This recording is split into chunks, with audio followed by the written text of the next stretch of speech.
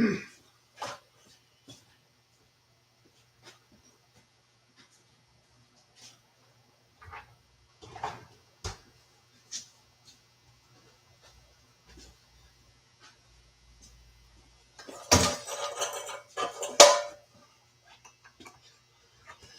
what's up, Turlos? Can you hear me okay? I hope.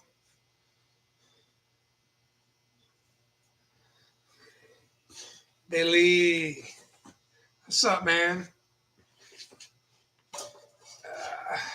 You guys hear me okay?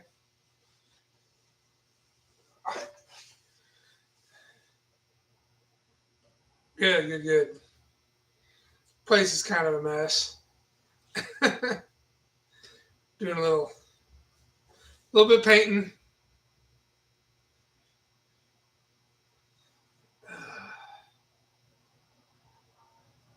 What are you guys up to tonight? Kind of got behind the gun and I didn't get a video put out, so I thought, I'll go live. I was just cleaning up my paint stuff. Magoon. Billy. Oh, man.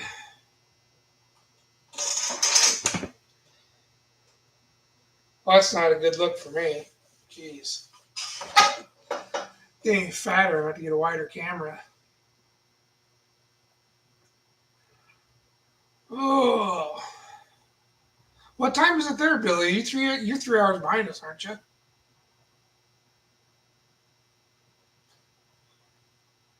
Nice.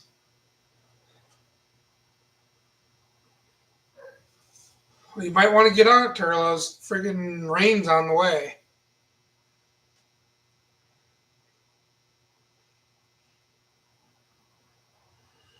I painted these. I'll take my camera with me. All those fenders back there. I had them all sandblasted.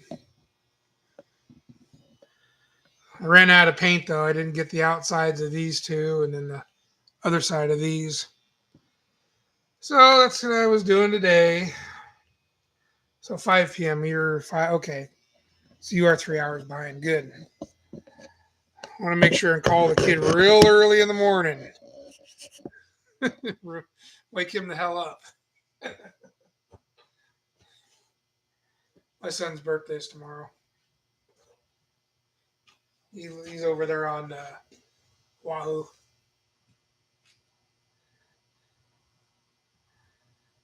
Oh, you got the engine training in, everything. Oh, right on. Cool, cool. How you doing, Randall? Hey, I'm surviving. Just throwing a little primer on the bare metal tonight. That's all I did. I just cleaning up. Thought I'll go live. What the hell? What's up, Rail? Not happy birthday to me. Oh, Ole Jr. Yeah, I don't know if he wants to go by that. Yeah, he's turning, gosh, 24, 25, something like that. 25, I think. Yeah, 24, 25. One of the two. I know, right? Well, that's why I got these in there. Before the humidity starts to get crazy. And I need to get another rig in here to work on, and I got to shoot these things, and that mess is still there. So, yeah, it's just craziness.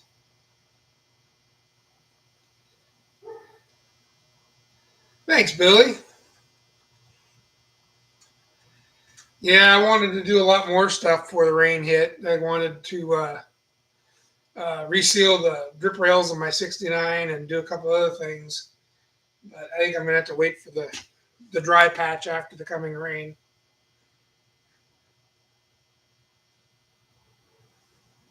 Yeah, Oahu. Yep. Yeah. At least I think he is. Oh, sorry. What's up, Chris? Yeah, I haven't talked to him in a while, so unless they sent him somewhere else, because he was, over the summer, he was in Louisiana going to some school there. He was there for 6 weeks. And then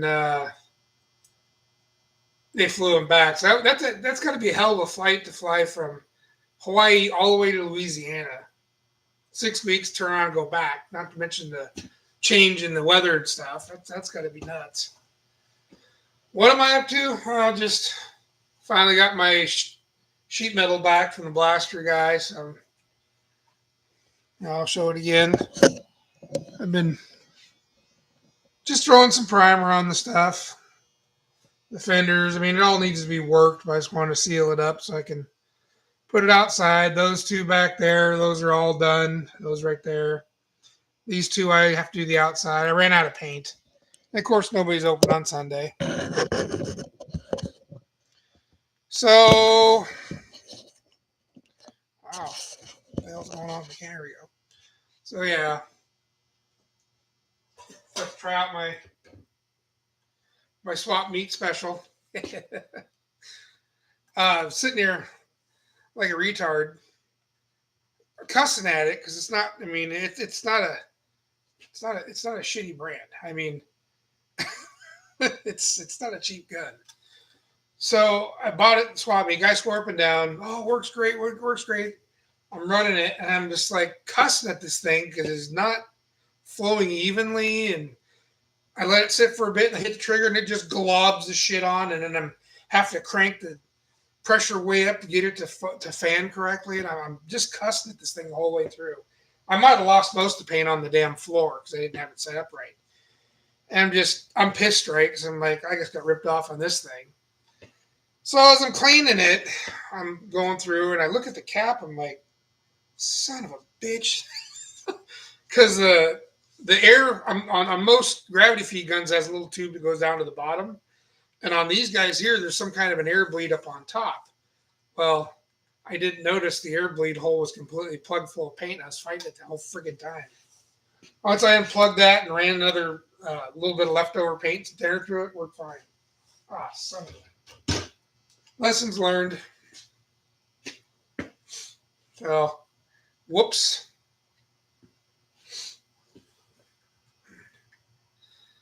Sounds like the stripper.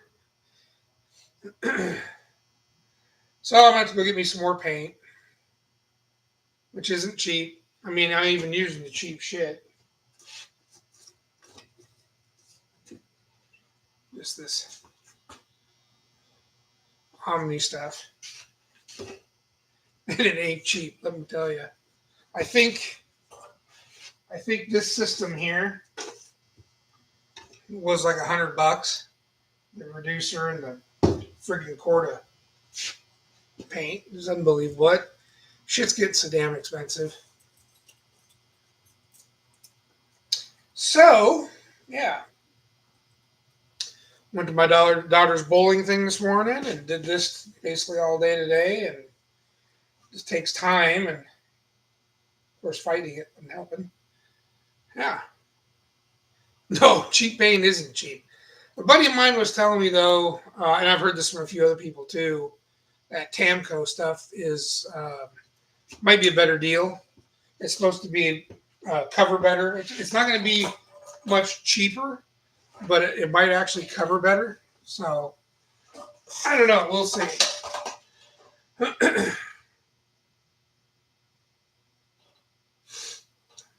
Oh, striper truck. Yeah, that thing's a piece of shit. Don't worry, you're going to have to run it for another 10 more years. Maybe 5 if you're lucky. So anyway, and the fact that I haven't shot anything in a really long time, so I am rusty. It took me a little bit to get back in the groove and set things up. It's been a long, long time. I think the last car I shot was in 2006. That's a long time to be off the bicycle, so to speak. I've done some small, stupid stuff, but that never counts. So, I don't know. It was kind of fun. Yeah, I already did my work. You hush up there. Go find you a stupid fox body. I mean the four-wheeled kind too, not with legs.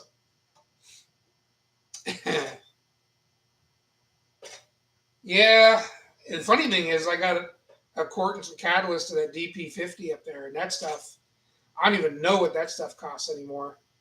I broke into it. I don't know how much of it I used, but yeah, I'm pretty sure that stuff's well over probably a couple $100 for that quart and pint system. It's nuts. It's no wonder paint jobs are so expensive. But anyways, just farting around with this stuff. I'm not even this truck that I'm putting this stuff, the paint stuff on. I'm not even working on it yet.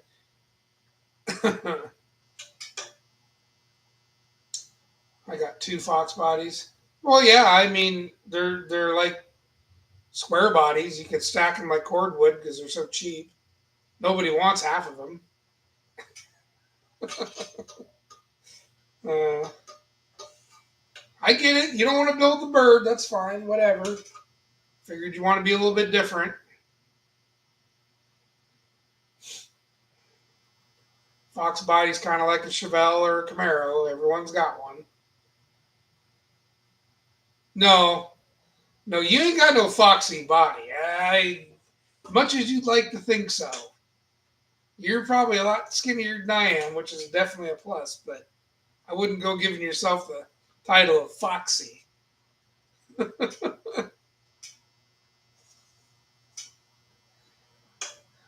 Oh, brother.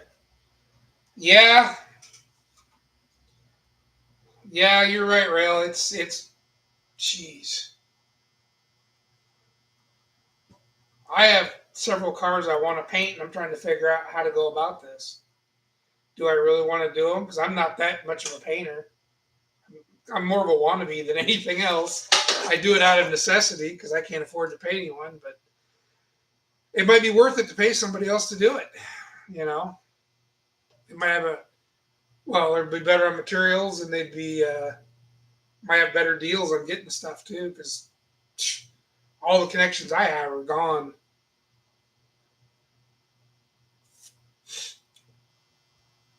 There's this one girl that's here in town. She's got a Facebook page and Instagram page. She's started off painting Model A's and stuff, and she's graduated into lots of different rigs and does a really nice job. And I really, uh, I would thinking I might have her paint one just to see how bad it's going to cost.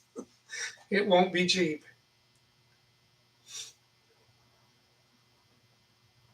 Yep, Model A girl. Yeah, that's just it, man. All the boomers and the Gen Xers that were early on, they've gotten out of it. Last car I had someone do was 25K. $25,000. I can't do that. I know. I mean, for 25, it better turn out nice. But holy crap, that's insane. Uh, yeah, for I won't pay that. I'll suffer. ASO. Right on. Good for you, man.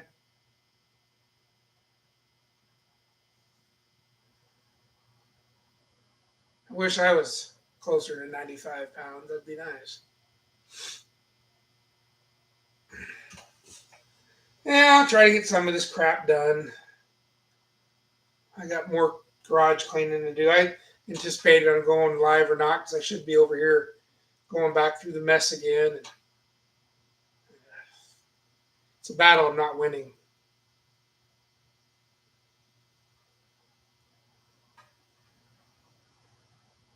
I lost you. Oh, you ended up selling it, Rail? That's a bummer.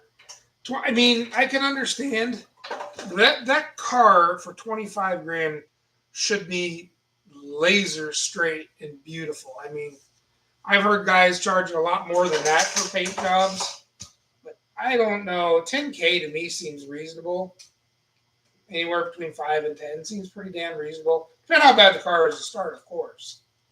I mean, if it's a rust bucket, obviously you're going to end up being upside down in metalwork. But you bring them a rust-free car, or light dings and stuff like that. Yeah, it's the metalwork costs a lot. That takes a lot of time. You're stuck at 170. I wish. I ain't been 170 since like middle school. 95. Well, I'm almost 100 pounds heavier than I was 4 years ago. Yep. But there's nothing wrong with me. Nothing at all. Right. Been a petri dish lately. I think I've had not nearly as many doctor visits as ASO's had, but my fair share.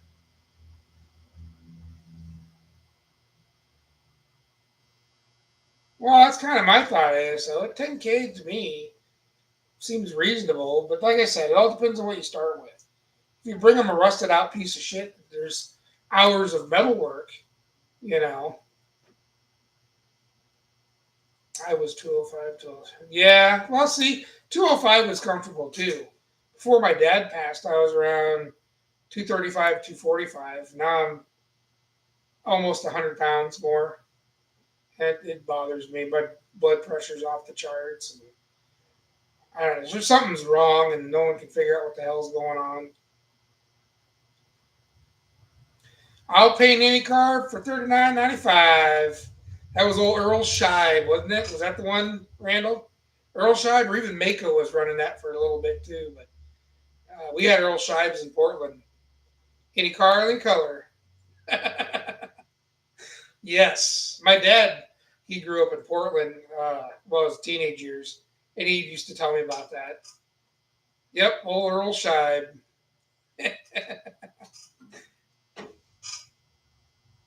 I'll tell you what, though, it was a blow and go. Whatever you didn't want paint on, you made sure you masked it off before you took it there.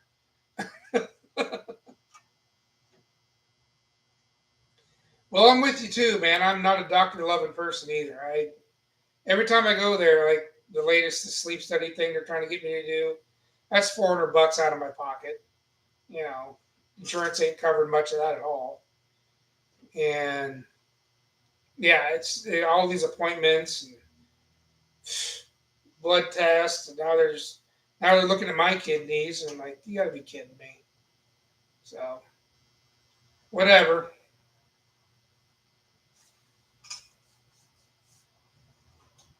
What's going on, Margles? Brent? Oh, just kidding. I was doing some paint work tonight or this afternoon, and just got done cleaning up all my stuff, kind of, sort of. So I thought I'd throw on the old live machine because I didn't get a video made yet.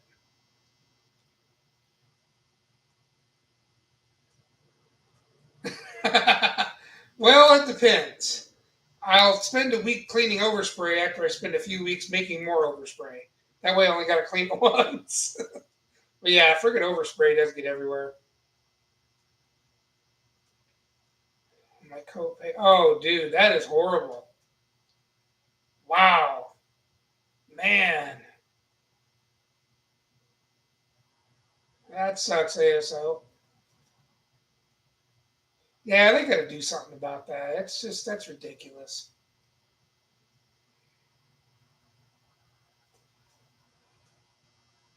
Right on. Get them boys to work. That's it, man. Right on.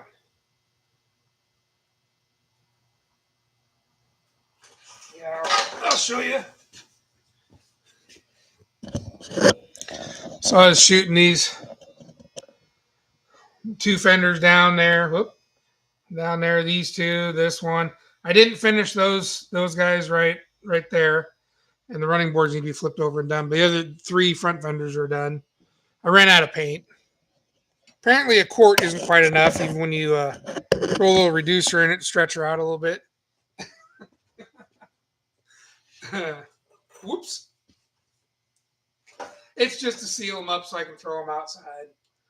They're going to need metal work, and then some of them, I actually have extra fenders. They're for the. This is all for the 50F1 that I'm sure nobody's seen. It's sitting usually in the background. It's supposed to be something I started working on like 2 years ago, but it's never happened. What's up, TC?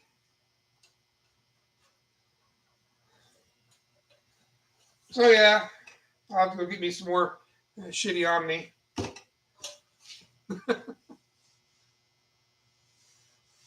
Oh, terrible mongrels! You suck. What do you think of that, Tony? Woo! Yeah.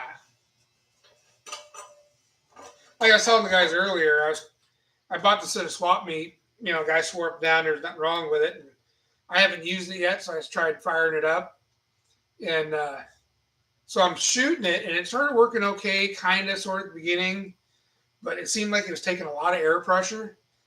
And I'd hold off for a second, you know, and kind of just wait, and I'd hit the throttle again.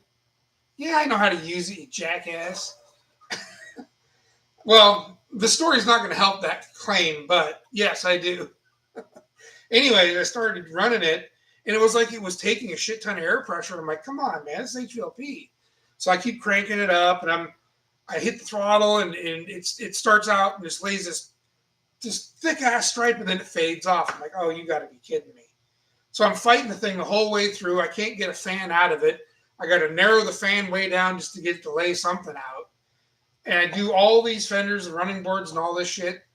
I'm cleaning the gun out, and I'm like, you know, just kind of going over it. Obviously, the guy that I got it from didn't keep it super duper clean.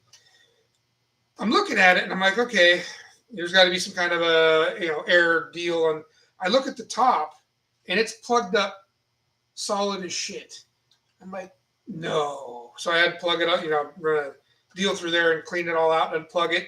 Put the little bit of paint I had left, load it up in there, open the fan wide open, works like a friggin' charm. Son of a bitch. Guy sold me a gun with a plug cap. I didn't even think to look at it. I was so pissed. Now I know, though. Oh, all right, Randall. Hey, man, thanks for stopping by. Super appreciate it, dude. Can't wait for them Fridays again. I'm missing them. Have a good time at the Ford races. Yeah, that's a good gun. I got a Binks as well. I really like my Binks, but the tip I got loaded in it is a little fine. That's got a 1.4 in it. And, I mean, I think it's going to work way better now that I've unplugged it because I'm an idiot. But I've got a Binks as well. I really like my Binks gun. I painted a guy's truck when I was in the service with it. Man, laid out like that. Well, my blue 69, I jammed it with that. Did the jams, the window, all the jams in it. I think I did some other parts with it. Laid like glass. Love that gun. Yeah, I reduced it down, Tony. I didn't have enough primer, so I kind of stretched it. And I had this stuff blasted, so it was a little rough. And I wanted to I wanted to hand sand it, but I got a little, to knock it down like 180 or something, so it's not as rough. And I just kind of went to hell with it, blew her in. I don't have anything with a 1.8. 1.8 would have been better, but actually, you know what? Ugh. I'm not sure if this China Freak gun works. That might have been the one to use. What the hell's in this one? Oh, see. So this Central Crapmatic, which, I mean, I've shot primer with this before. It's got a 1.4 in it as well. But this one was definitely laying out a lot more material last time I used it. 1.4 for primer isn't really horrible. I've always had good luck with it. I don't know. I think my problem came from being stupid when I didn't check the the air the air bleed on the cap. That was kind of dumb. Whoops. What's up, Fox? Now, mongrels. My understanding is if you go to a 1.8 or a 2, you want to use those sizes for um, high build primer. That's my understanding. Jesus, 2 for clear? Yeah, right. Oh, yeah, exactly. Right. Like I said, I reduced this stuff down just because I was trying to get it to go a lot farther, but my retardation with the gun didn't really help anything. I might have done better had I known what I was known I had an issue I didn't know I had. I know now. Whoops. What are you guys' thoughts on this Omni crap? I mean, I've never had super great luck with it. It seems like you got to put 2 or 3 coats on it to actually get it to seal properly. I don't know. DP's always been my go-to, but I can't afford that stuff anymore.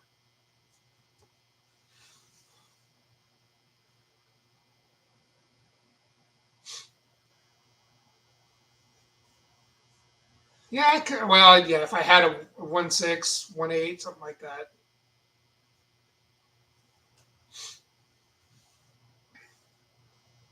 Hey, I've been out of the wheelhouse for a while, so I'm all right. I'll take constructive criticism. I've used Omni before. It just seems like it's not nearly as good. Of course, when they took lead out of the paint, I don't think anything got better for that.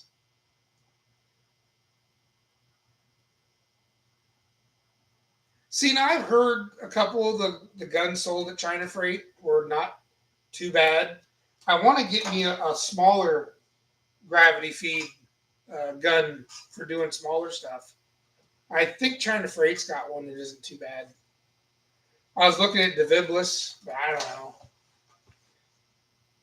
or a little Seder or something. I mean, that gun's nice now that I got it to work right after I was done.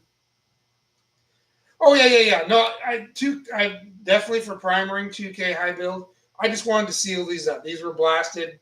They're going to get thrown outside, and I don't want them to get all rusty.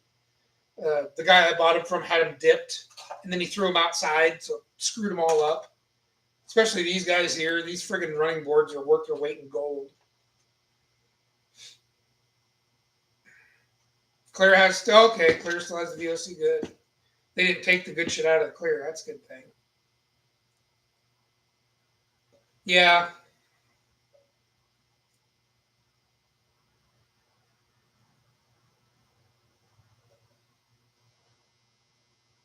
yeah. See the Binks, I painted a truck with the Binks. Man, that thing was awesome. It's hidden over there somewhere.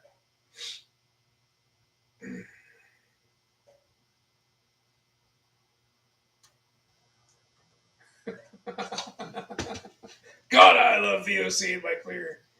I've never gotten super crazy into paint. I wanted to. I've done enough to say I've done some stuff, but I'm not that great. Somehow, when I painted dude's truck, it turned out fucking awesome. But I'm gonna give all the credit to the Binks gun. That gun kicked ass. He tried. I only shot the cab and the bed. He painted. What did he paint? I had to leave. I was on my way off PCS and out, so I shot the cab and the bed and the doors, and then he did the hood and the fenders later. And I guess it turned out miserable for him. And he didn't have the same gun. Anyways, he was so upset, and he's like, "Can you fly back out here and reshoot this?" I never did make it back out there. I feel kind of bad. Yeah, that's true. Prep is 100. Well, 90% of it, just like you said. Yep. What's going on, Landon? Uncle or cousin Mike? Keep forgetting that calls you cousin Mike. uh, yeah, prep is a big thing, and I'm pretty decent at that. It's been a long time since I've done it, so I don't know if my patience level should be a lot better now. We'll see. So I'm going to have to paint some stuff here pretty soon, and I don't know how I'm going to do that on this channel because nobody wants to watch shit now as it is. Paintwork's going to be even worse. So that may not get filmed. How is the Ford Yoda? Seems to be doing just fine. The only complaint I get about it is how much gas it uses. She's not happy. That thing uses some fuel. Which I didn't, I kind of figured it might, kind of figured it might not. I don't know. I thought it was better than the earlier V6s, which were horrible.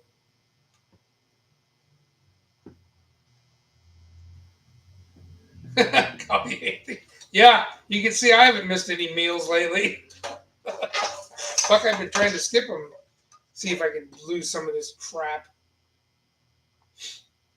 So you don't get much. That's crazy, mongrels. I don't know what the hell's happened. I'm not getting the action I used to, and now you're saying you're not either. It really makes you wonder what the hell's going on. Is it just getting too flooded or what?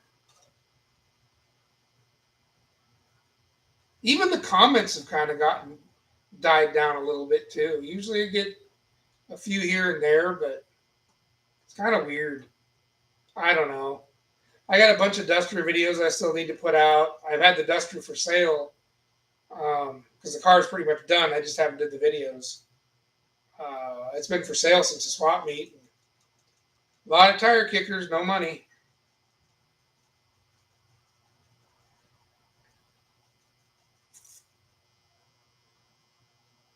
Shit.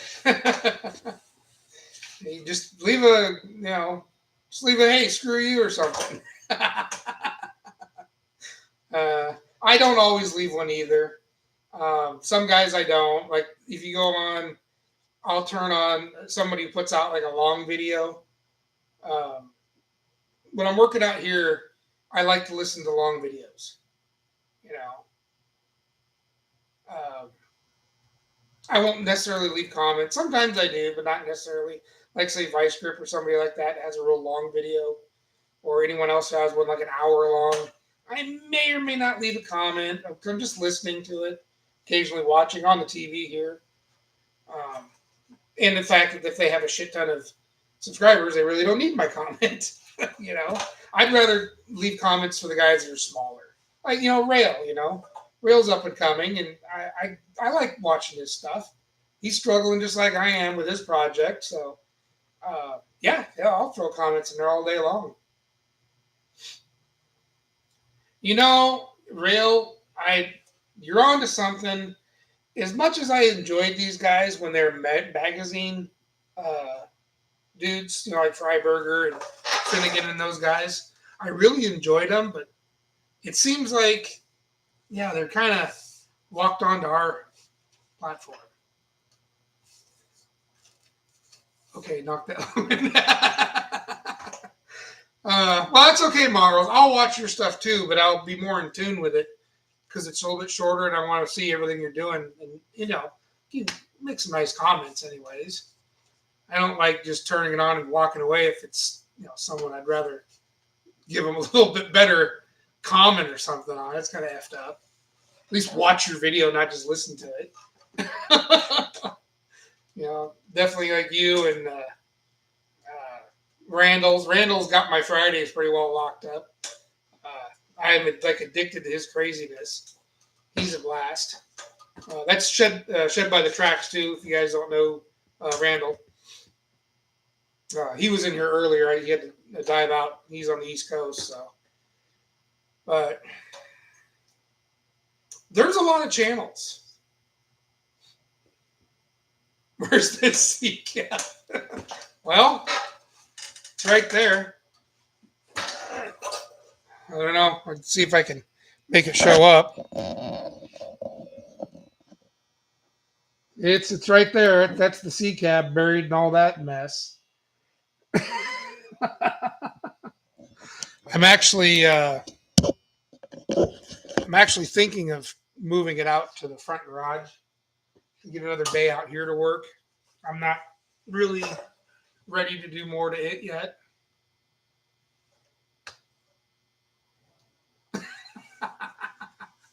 There it is.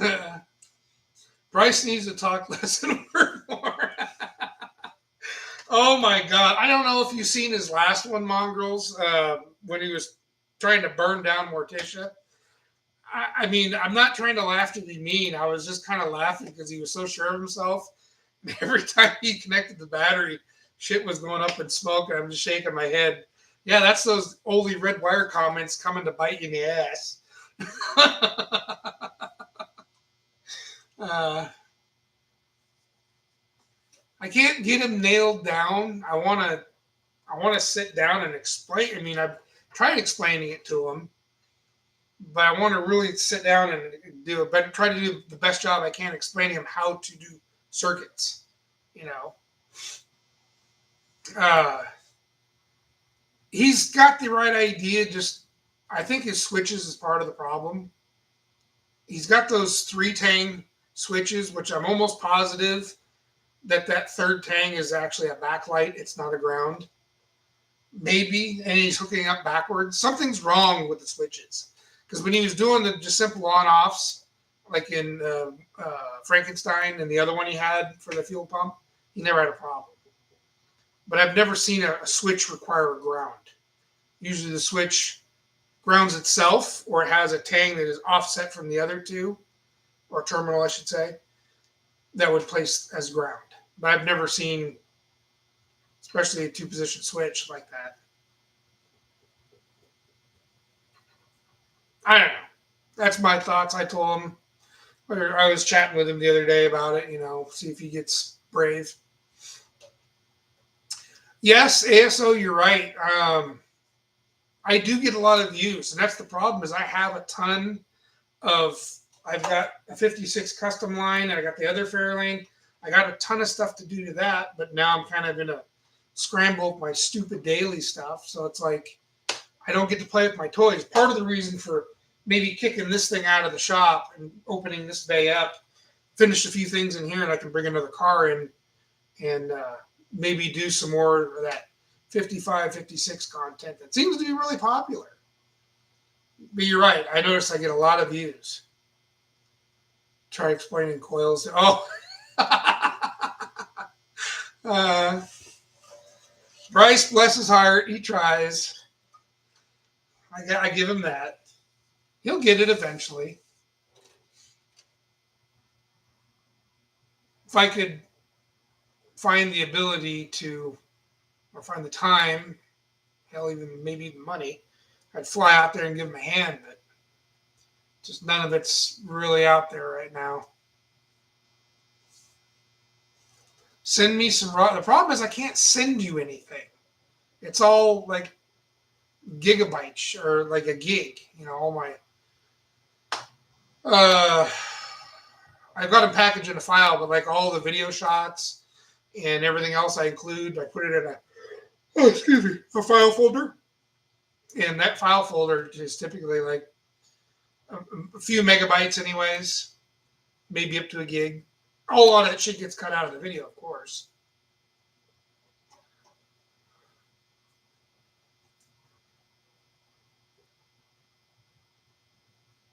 Looks like boys need help with that. All right, buddy. It's good to see him working on the car, though. That's pretty awesome, man. Have a good night. Actually, what I was thinking of doing, Tony, was I was going to I bought these portable hard drives because I need to take off a bunch of stuff off mine. My computer's getting way too overloaded. So I bought two. I just bought them tonight. Two portable hard drives. One's no, I think they're both. What's after gigabyte? Terabyte. So both of them are 2 terabytes. So that should be plenty. I think they're like 126 bucks on sale on the old Jungle website. I bought 2 different brands. So one's coming tomorrow and another one's coming within a few days. At least that one there, that should be an easy up and download type thing too.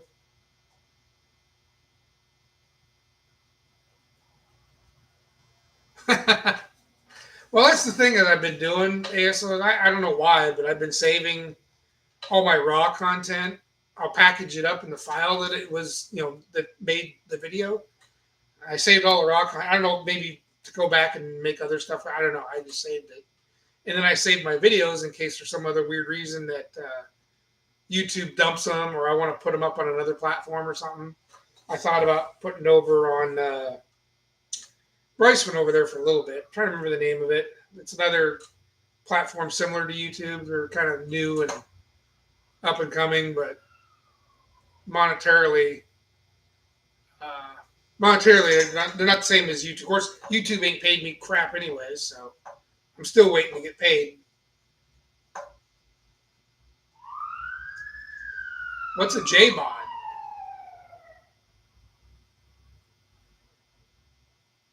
Somebody's getting busted. Look into a JBOD. I don't know what a JBOD is. Is that what it's called? JBOD. JBOD. JBOD enclosure.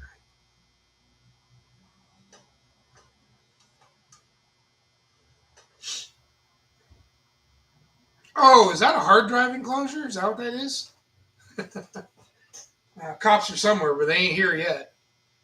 Huh, okay. Yeah, the enclosures are cheap. Filling it up ain't. Well, I got a new 4 terabyte drive I got for Christmas that didn't get put in yet. So my brother offered to put it in. I just haven't been bugging him lately to come over and do it. So the 4 terabytes will help because right now I'm running a 2 terabyte platter disk drive as storage and a 500 gig SSD is running the computer. So busted for not working. Busted for probably being up too damn late. I'm sure my neighbor. Well, it's getting dark so early now. It's only 8. Was it almost 9 o'clock? That's not bad. That's what I hate about the winter time. It gets dark so friggin' early now. It's early. Well, it used to stay light out till 9 o'clock, and that's gone. Of course, then I don't miss the 90 to 100-degree days that come with it either. But I do have those SSD portable drives, Tony.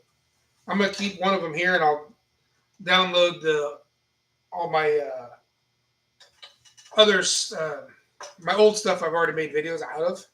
I'll download all that onto one, and I can probably put some other stuff on the other one.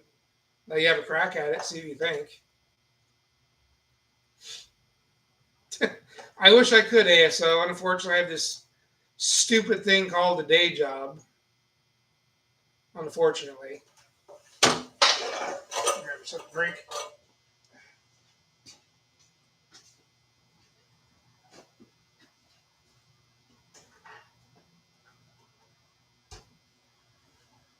And then they started me. Now I'm on blood pressure pills because my friggin' blood pressure's through the roof. And all summer long, I was fighting it, I think, because man, it would make you so damn tired. I just got on them a couple weeks ago, and I've been getting a little bit more energy lately. But they make you drink a lot. Makes your throat dry, too. But my blood pressure's down a little bit. I got a little bit more energy now. Oh, you can set it up here or set it up at your place?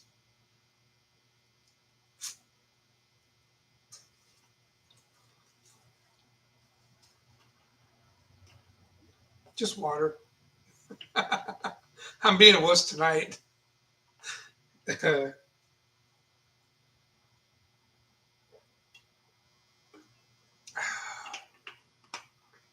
Yeah, I'm kind of trying to lay off the beer. See what this blood pressure shit's going to do.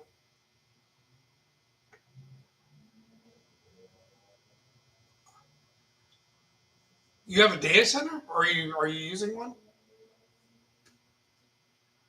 You can only. Oh, are your kidneys still kind of recovering? 32 ounces. Wow, that sucks. Man, I think I drink 32 ounces in a sitting anymore. I drink lots of water. I mean, what I do during the day, especially when I'm working outside, like I'll kill easily 3 or 4 of these a day easily working outside, either at work or here. They screwed it. Well, I'm pretty sure they took a damn beating. That's for sure.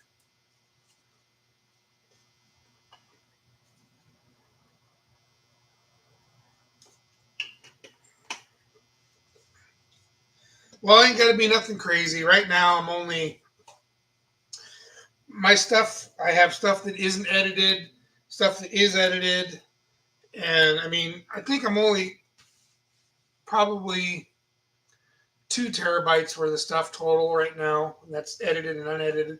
Maybe 2.5 tops. So I don't need to go crazy. It's just to the point now where I have very little open space, so the computer's running real slow. It's not real happy.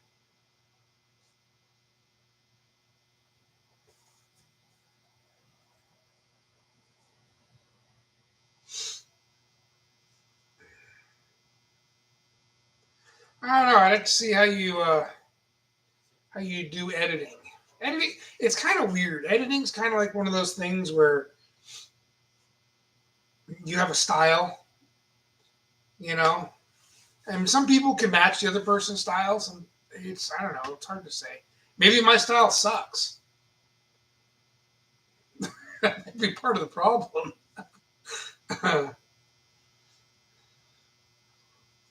You're ready to go back to work? I'm ready to fucking retire. I'm done with that place.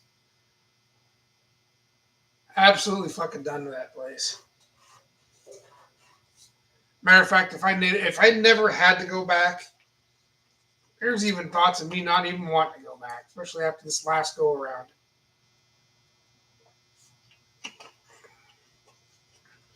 21 years getting fucked straight in the ass.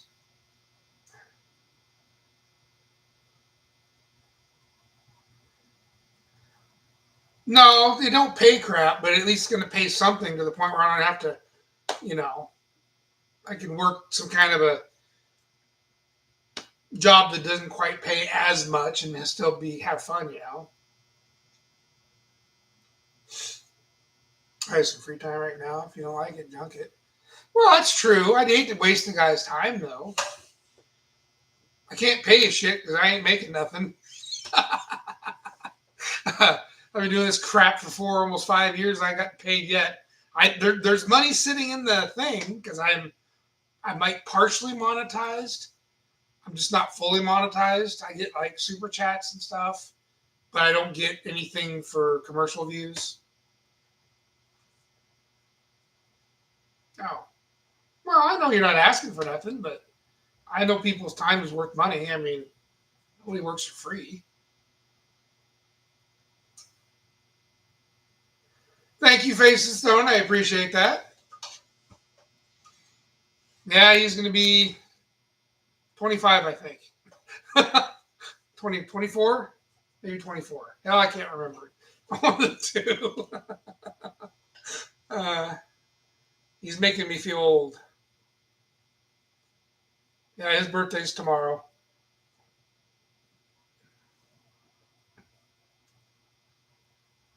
Well, at least you're backing up and moving around, man. I mean, you're looking like the Grim Reaper had made a few visits and he was teasing you. And I'm glad to see you on the rebound, and now you're up and doing some stuff. Limited, but hey, it's good. I told you you'd beat this damn thing.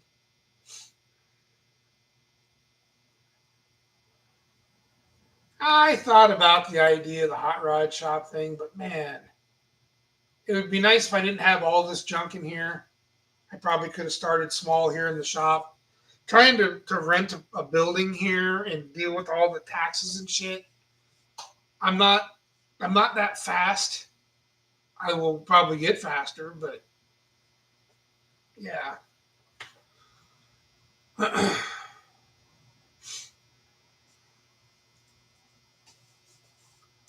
Oh, I know. I always, people's time's worth something to them. We'll figure something out.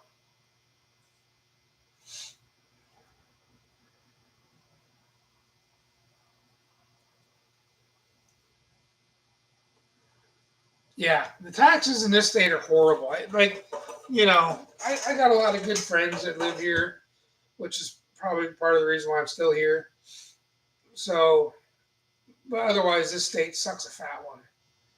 As far as they just it's a blue state. It's a Democrat shithole. They don't know how to manage money. They just know how to take it. They don't want to. They're not in tuned, or they don't really care to see where the problem is. They just keep throwing more money at it. That's the way they do it. I don't understand that kind of thinking. That's not the way I think. It's not the way I run my house. If I did, I'd be in the same boat they're in with the state, and they'd be coming here taking my house. But yeah. Oh, you weren't going to be a goner. I had faith in you. I told you, man. Anything worth fighting is worth. Anything worth fighting that's hard. I can't say shit anymore. I can't even get my words out. Anything worth fighting for is going to be hard. And I had faith in you. You weren't done yet, dude. You had more to do. You've got to build B turd. That's the deal. You can't die until you build B turd.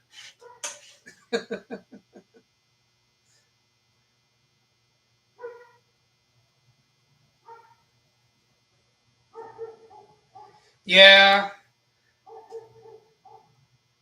Well, it's not that I got slow. I'm not super experienced. I'm just a backyard ding dong. I know a lot to do to build a car here and a car there. To make a business out of it, you got to be quick. It's time is money. And in my mind, I'm more like I want quality. I don't want to just push cars out the door. I want them to be good. I want people to, take the cars and they're happy with them. I'm not a production shop. I don't want to do things like that. It's a bad name. But there's lots of tricks of the trade I don't know. So things like that would definitely make it so that maybe if I knew them, it would be profitable. But that's the hard part is a lot of these guys do already know them. There are only a handful of shops here in town, and I do hear they're super busy. Um, I know a lot of guys that are looking for dudes that can do sheet metal repairs, like floorboards and rockers and all that kind of crap. Because there's not enough guys that can, there's work. There's so much work. There's not enough people to do all the work. That's kind of my take on things. Paint body, I'm not that experienced. I can 6 months probably paint a car, but I'm slow.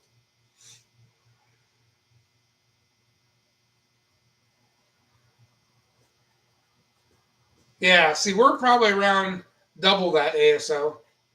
I wouldn't doubt if it depends on the square footage, of course, but you're probably 22 to 2,600 bucks a month.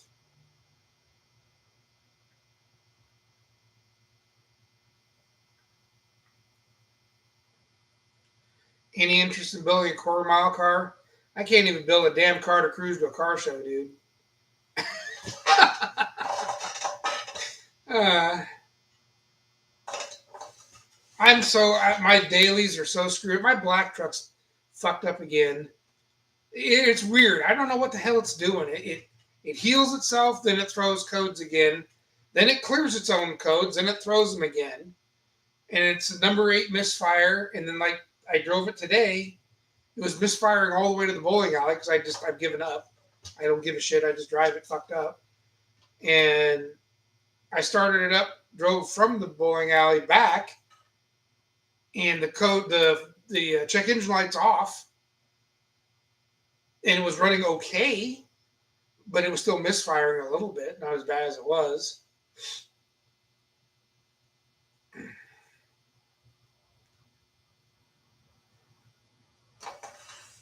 Insurance on your truck is cheaper than our four cars. uh, My shop. See, I'm thinking running a shop out there is probably a little bit more friendly, especially to the small business owner. It's almost like out here, they don't want small business. They say they want small businesses, but they don't. They cater to all these big box bastards. You know,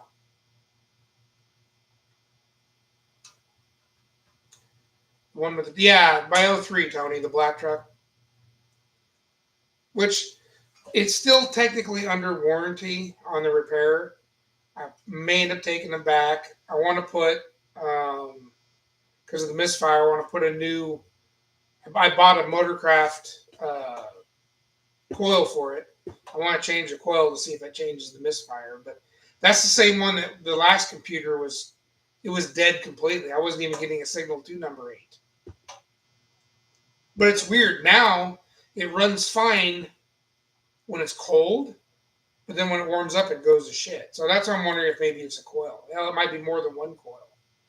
But it's got 150,000 on it, and all but one coil is original.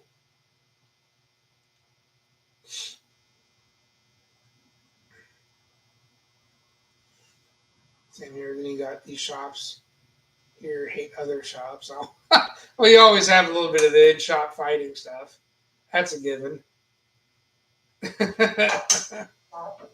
Yeah. Um, I've went over the wiring. Hey, what's going on, man? Merry Sunday. Sundays are never merry because it means Monday is work.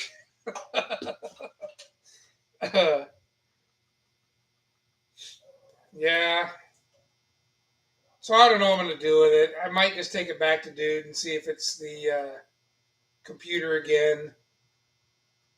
My next step is going to have to be finding another computer, used one, and then send it out and have it gone through to make sure it's good, and then try and put that in. Because those, I have the PAT system in my truck, so it's like you have to take it to a dealer or you got to take it to a shop that has the tools to be able to do the PATS programming. I don't have that. And that guy that I had been taking it to, he was charging $300 just for the PATS shit. What year is it? 2003. Now that Bronco I was working on, which is technically still my mom's, was my dad's Bronco. That didn't. I just plugged that sucker in and went for it. It works great, you know. That one there needs the front suspension gone through to be drivable. Yes, 4.6. It's code W. For some weird reason, they had 2 different 4.6s listed, and mine's the code W, whatever the hell that means. No, not a 5.4.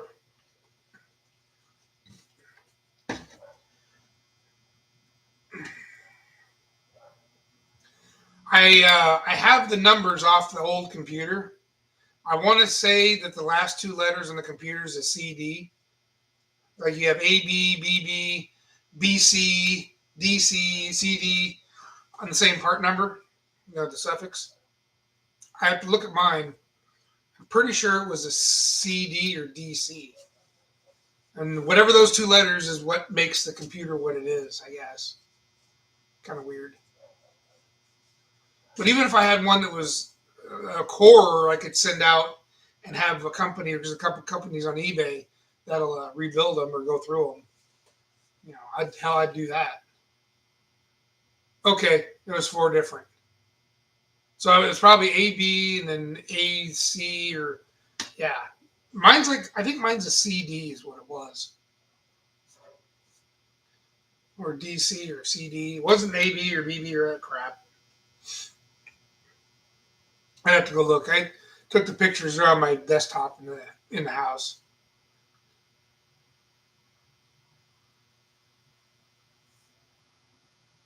Okay. I think I think I have your new. Pretty sure I have your new email.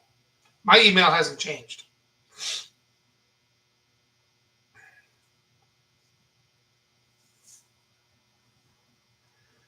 I'd appreciate that.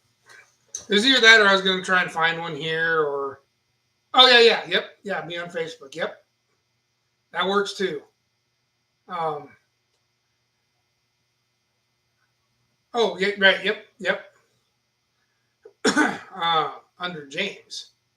I'm. Oh, yours. Yeah, yours is James. Um, yeah, I've been keeping an eye on the U pull yards to see what came in. Uh, I just haven't seen nothing uh, like an '03 or '02 or anything like that worth looking at. I figure it's got to be at least the same drivetrain.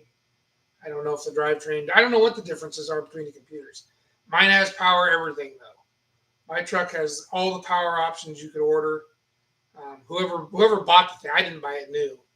Um, Whoever originally bought it went crazy on the options list, except he didn't get it 5.4 and it wasn't 4 wheel drive. Those are the only two options that you could get. He didn't get on that truck. Oh, okay.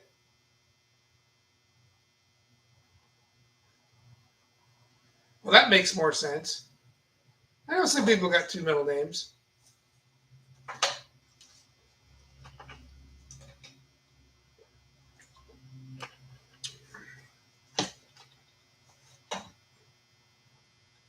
Well, and that's kind of why I bought it is because 4.6s had a real good rapport. They didn't have a lot of the problems the 5.4 had. My dad had a three valve 5.4. That thing, that was the one with the shitty spark plugs. I didn't want to deal with that. But then the two valve 5.4 didn't have enough threads to hold the damn spark plugs in. So the 4.6 was kind of like, I did the plugs on mine 50,000 miles ago. Maybe, I don't know, how long do you run? They're not platinums. I use those iridium plugs. And they're just about 50,000 miles. And I think the plugs that were in it, except for one, someone before I bought it changed one coil and one spark plug because they were different than the other seven. They might have been originals. I changed them in 100,000. Well, I mean, I bag on mine pretty good, but it's been a good engine. I don't really have any problem with it. It's not a real powerhouse. I've towed with it though. I went and picked up some cars with it. It definitely gets better fuel mileage than my 460 does. But I do miss my 460's power. I thought about buying my mom's truck.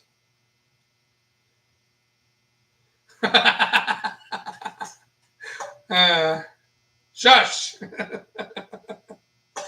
Just because you drive like a damn grandpa. I couldn't tell you the numbers wrong. I just put in what the factory OEM called for. But they're iridiums. They're not the platinums or double platinum, whatever the hell it was original. I put iridiums in it. I thought the iridiums would be better. I mean, it ran great up until this friggin' computer issue, which I had a computer issue, but the replacement computers has just been junk.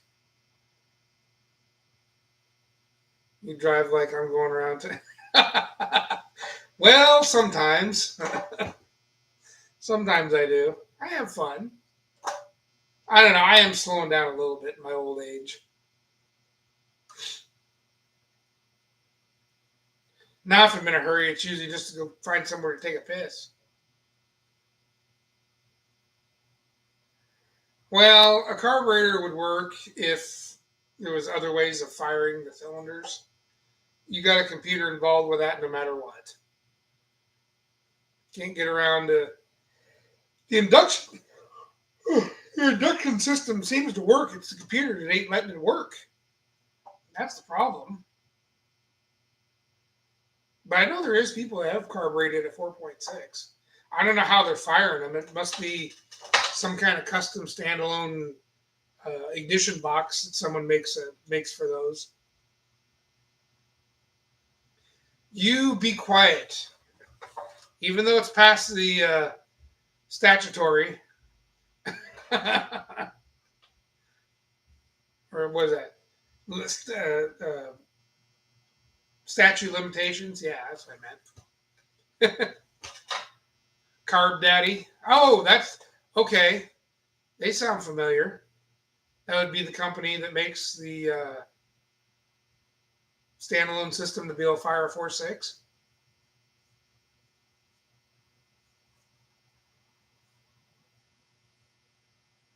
The only thing that had a problem with.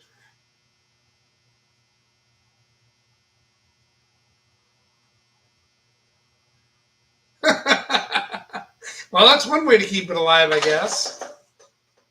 I want to get for my Ford my big truck's a '78 Ford with a 460 and the carburetor and all that. I want to get. Oh, I'm the carb daddy. Oh well, I don't know about that, but I know my way around them. Thanks. I actually would like to try um, Thunder Thunderhead 289's. Um, what is that thing he built? It's that little automatic tuner. I'm really intrigued by it. It basically takes a vacuum leak and controls it. What is that called? Son of a gun. It's a second version of it too. It's slipping my mind already.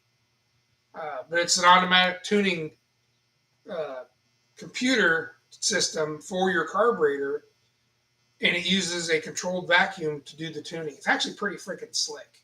Goes on right underneath the carburetor. Very little electronics involved, and that thing runs like a fuel injected rig would. Kind of impressed by it. Carb cheater. Carb cheater. That's it. Yep. I would really like to try one of those just to see how much improvement it would get um, on like my 460 truck. Because believe me, man, any help you could get for a 460, I would like to have.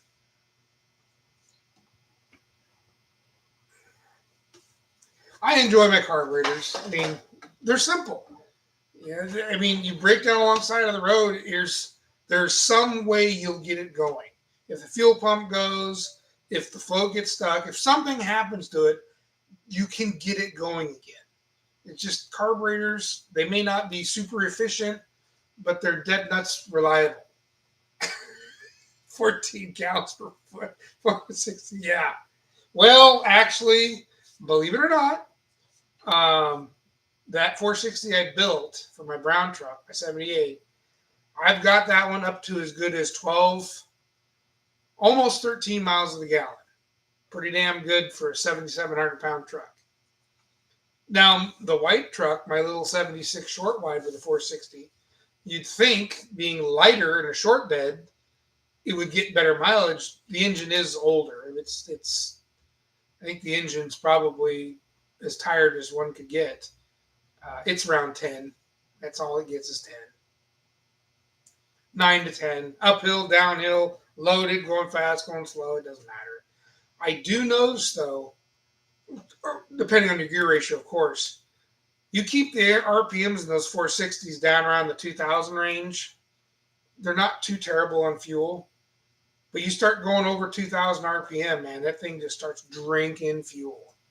So when you're on the freeway and you're doing the speed limit, if you can get the gear ratio and everything all dialed into where you're doing the right 2,000 or less, not too bad.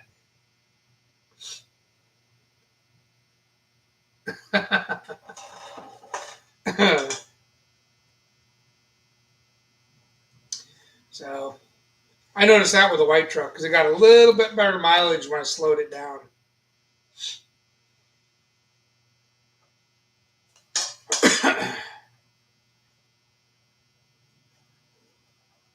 But I like carburetors. They're easy. They're still somewhat cheap, kind of. They're getting more expensive. That's another video I need to put out too, as I figured out a repair.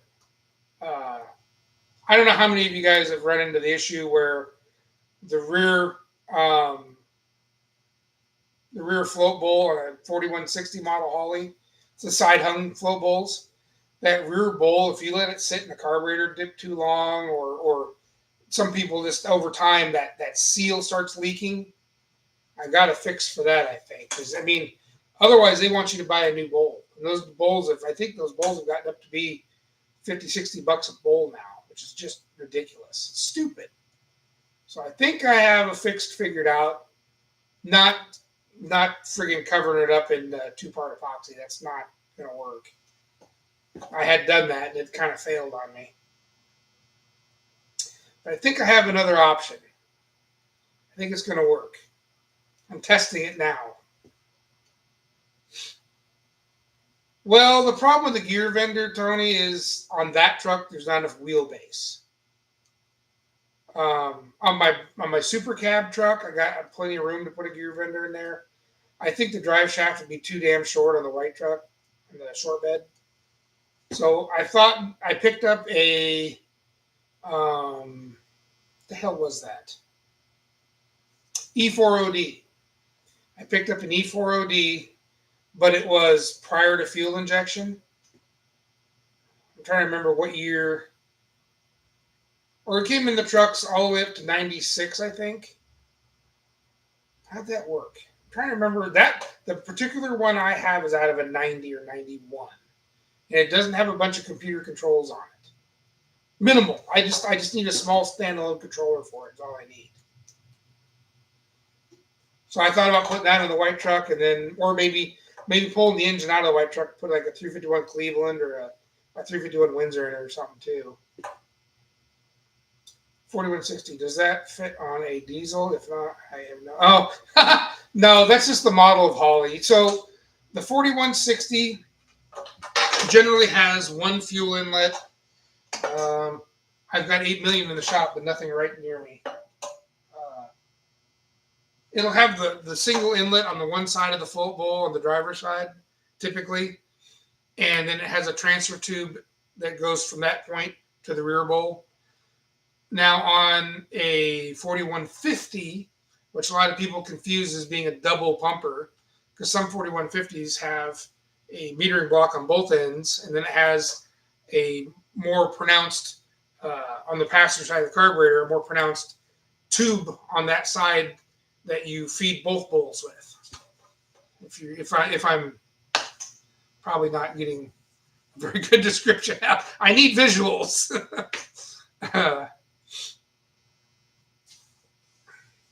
The 351 Cleveland's not bad. It's heavy. It's not efficient. It's great if you're building it to race it, because that's what it's designed to do. But the two-barrel version sucks. Well, okay, let me take this back. If you can get the Australian Cleveland heads, they have the chambers of the four-barrel with the passages of a two-barrel. You know what I'm saying? Or the ports. The ports of a two-barrel, chambers of a four-barrel. They're like the best heads in the world for Cleveland. Because the problem is those 4B Clevelands, man, those ports are just so big. You never bring them up to complete efficiency. So they never really make the kind of power or efficiency they should have, because you're never filling them up. Now, in a racing application, tunnel ram, blower, anything like that, 4B heads are the king for a small block, or mid block, whatever you want to call it. It's a good engine. It's just not, in a pickup truck, I'd probably go to a 400, build a 400 for it. There's nothing wrong with the 460 other than just there's a lot of limitations. The gas tank, and it's only an 18-gallon gas tank, and believe me, it's a weekly fill-up of that thing. Which actually, I should probably get that thing over in this shop this winter and get the floor pans put in it. That's one of the reasons why I don't drive it, is the floorboards are rotted out of it. And the paint's falling off too, but they can fix that too. Patch it up. I might have. Hang on a second.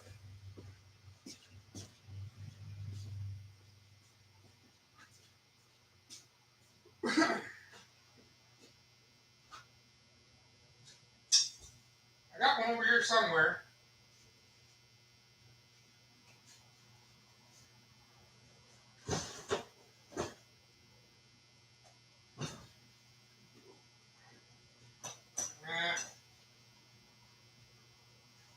It's buried.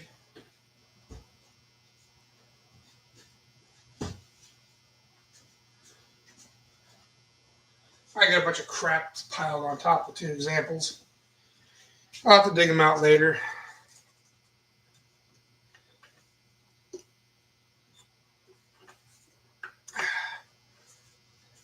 The 400. See, the problem with the 400 is it came out. It was actually a great engine. It just came out at the wrong time. I mean, 4-inch bore, 4-inch stroke. The problem was they introduced it, and I know they introduced it to keep in mind with replacing the FE with it. It's just it came out at the beginning of the emissions era, and they tried to make that thing. Well, they did. They made it, but it ruined the engine, making it pass emissions. I don't consider it a small block. I consider it a big block because it uses the same bell housing as the big blocks. But a lot of people call them small blocks or mid blocks. The 351 modified is basically a boat anchor. It's the 400, the 351 modified, and the 351 Cleveland are all basically the same engine. The Cleveland uses a small block bell housing. The 351M and 400 use the big block bell housing. Yeah, I basically call it a big block. I mean, it technically is a mid block, but I go by the bell housings. It's easier for me. I'll be corrected. I'm cool with it. But it is like Mr. Mach 1 was saying, like Gary, like he was saying, it is basically a mid block. Matter of fact, if I remember correctly, it was either 72 or 73 that 400 had two bell housing patterns on it.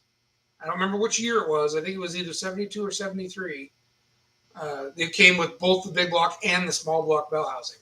I don't know why they should have just casted them all like that. That would have been awesome. But for whatever reason, that 1 or 2 years, I think it was just 1 year. I don't remember which one. Was it 72? Okay. It was one of those 2 years.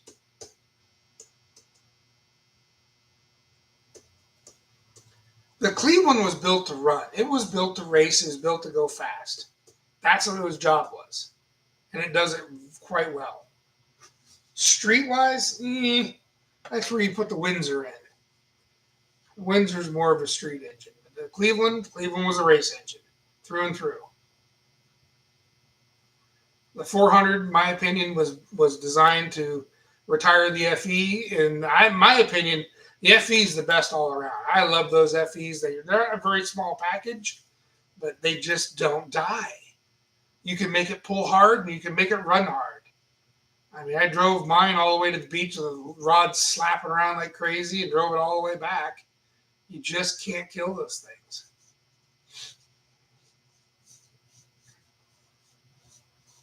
Yeah, they did. Yep. And I don't know why they did the modified the way they did it. Unless they thought that was the only way they could get through emissions was to make the deck height tall like that. It was ridiculous. Maybe that was the secret. I don't know. But that 351M is just terrible. Terrible.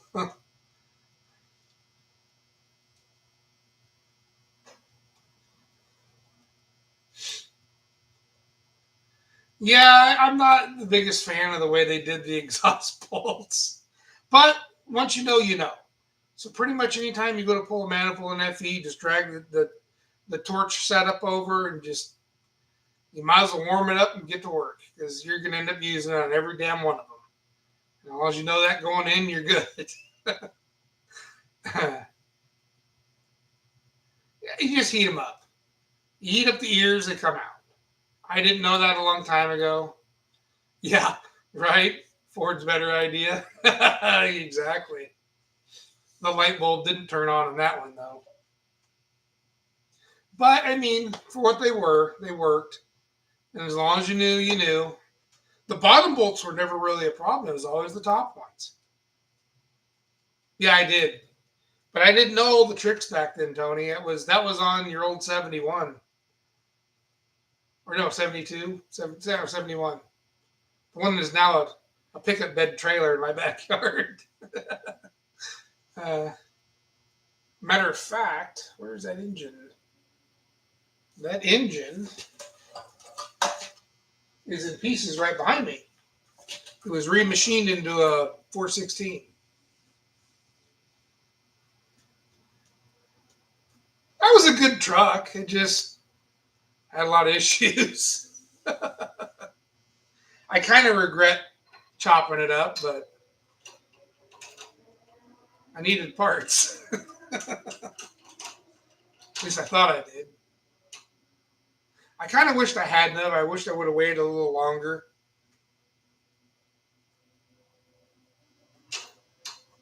No, I don't. Well, I think one of the issues it had was it had a bent rear end. Someone was hauling shit in it. It was way too heavy. I think I loaded 2 tons of shit into a half-ton truck. Whatever one wrapped pallet of the stone block you buy at Home Depot, yeah, I loaded her right in. Oh, all right, Gary. Hey, man, thanks for stopping in, brother. I super appreciate it. I probably got about a half an hour left in me, anyways. I got to catch up on your videos too. I'm falling behind. I seen you've been getting some work done, so don't worry, I'll get caught up. It's got to catch me in a night where I got a moment. Have a good night, man.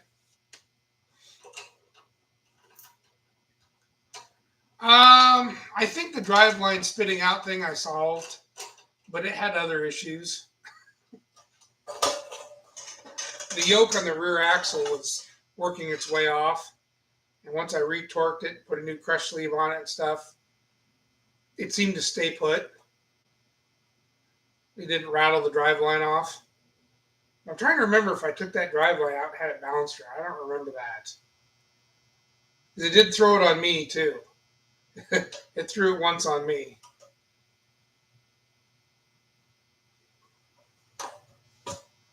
But the way that thing drove, I think the rear axle was bent. I'm almost positive it was. Oh well, it's a trailer now.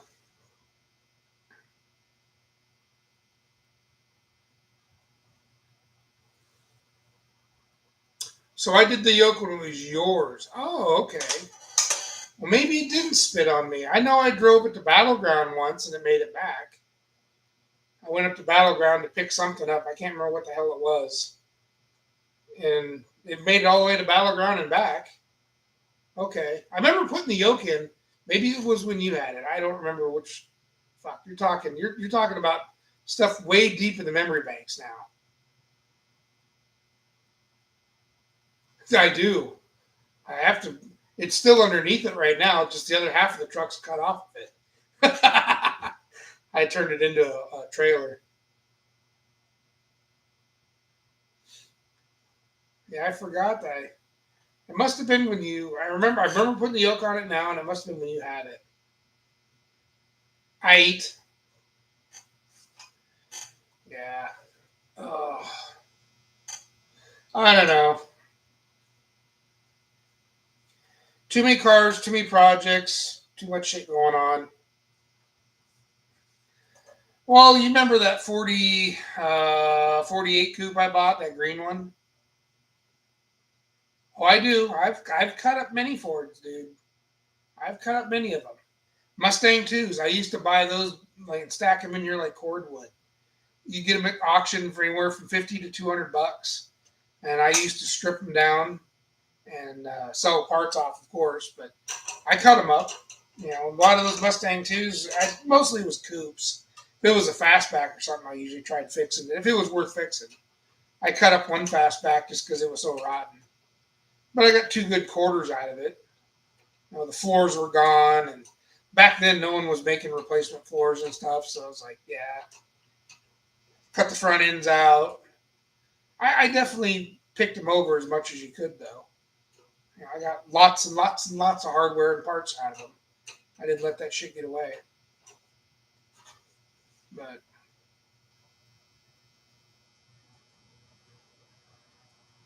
what's the plan? Take a wild guess, Tony. When the last time that thing's moved? Take a wild guess. And I'll even count the last time it's moved out of the tent and back in. Well, that was kind of going to be my quarter-mile car, but it wasn't working out too well. The engine, that's right about there.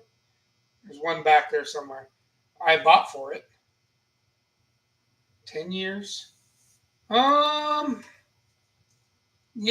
not quite. I mean, so the last time I pulled it out of the tent was about 8 years ago. The last time it was on pavement, I think was 2012. Maybe 2010. I have pictures in 2010, but I think I took it for a hot lap around the block in 2012. No, hold on. I did take it to Cruise in the Gut. Like one of the couple years I was doing it with Phil. I didn't drive it because I was too busy working the event, so I parked it at Dairy Queen, so it was there. So 2010, 2012. So it might have been on the street in 2014, maybe. I don't know. So you might be right. 10 years. I'm in the mode now, so I don't do any trading. I want to get rid of stuff. I got no room to move now. And you know what?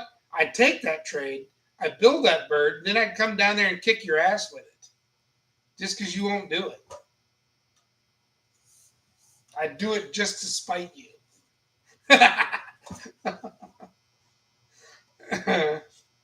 Yeah, I wish I was giving out a prize. You'd probably get it. 10 years is a pretty good guess. Can you believe I had that brown duster I got from Damien 17 years? I think it's 17 years, something like that. Can you believe that?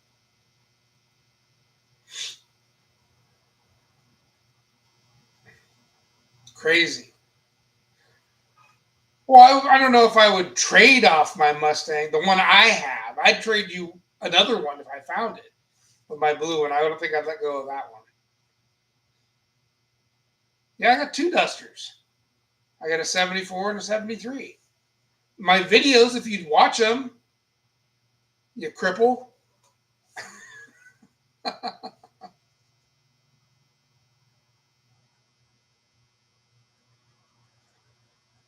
Damien? Who are you talking about? 22 years. What's up, Moors?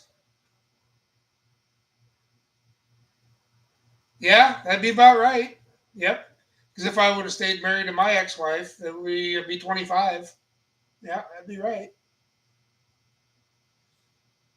Oh, you know what's crazy? Speaking of, you brought up Damien and his wife. I was at the 7-Eleven over there off 98th and Mill Plain. Guess who I ran into? His son and his wife. Holy crap, is his son freaking tall. Jesus.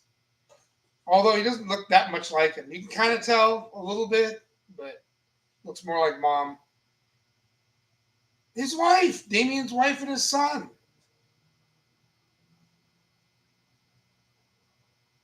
I ran into him at that 7-Eleven up Mill Plain in 98 there, not far from their house.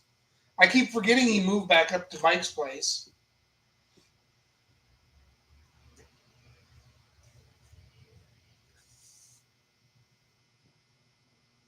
Cody, there you go.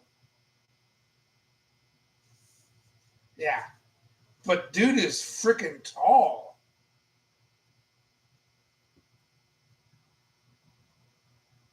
So the one in my back, so I got two Mustang 2s right now. Yeah, so I've got my boys 76, which is the blue and white one, and that one I did a video on. I don't know if my Mustang 2 has showed up in any videos. Okay. Yes. Maybe I showed you pictures of my Mustang 2 another time or something. I don't know if I've ever put out a video of my 78 fastback. My boys is an actual Cobra. Mine's not really a Cobra. It's a fastback with Cobra dress on it. So yeah, but mine's kind of a unique color combo. I kind of like the. It was actually ordered dark midnight blue with porno red interior. That was actually the way they ordered it. So it's kind of, to me, it's kind of cool. But the guy that I bought it from, or maybe the previous to him, put the rear spoiler and stuff on it like a Cobra. Yeah, so you haven't seen that one. I eventually will put a video up for with it. I just, I don't know. One of these days. Oh, wait a minute. No, no, no, no. So ASO, if you go back in time to my very, very early pre-Ollie's Garage YouTube videos. There are some videos of that car.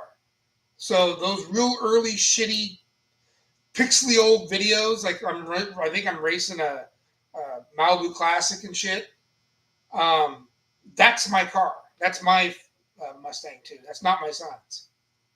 So there's a few videos that I was just using YouTube as a place to dump my videos. This is way back in 2007 or whatever.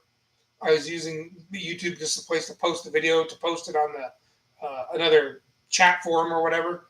So those early videos are my car, and I think those videos were shot in 2010, pretty much when I last was driving it. So if you go all the way back, like dig all the way back to my very early videos, which I think are on, I left them up on my channel. Um, that's my fastback. I forgot about those. Yeah, that the one that's sitting in the backyard, that's at my mom's place, my dad's shop. That's where my son's car's at, is my dad's shop. So yeah, I've only got the two. I've only got the two cars. I used to have, oh my God, Tony, how many did I have? I had a shit pile of Mustang twos. Or at least I'd shuffle them through here one at a time, if nothing else.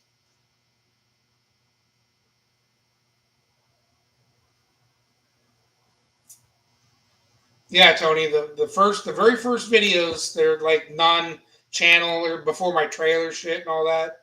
That's my fastback. The one that the regular, because it's like a dark blue metallic with the tunnel ram.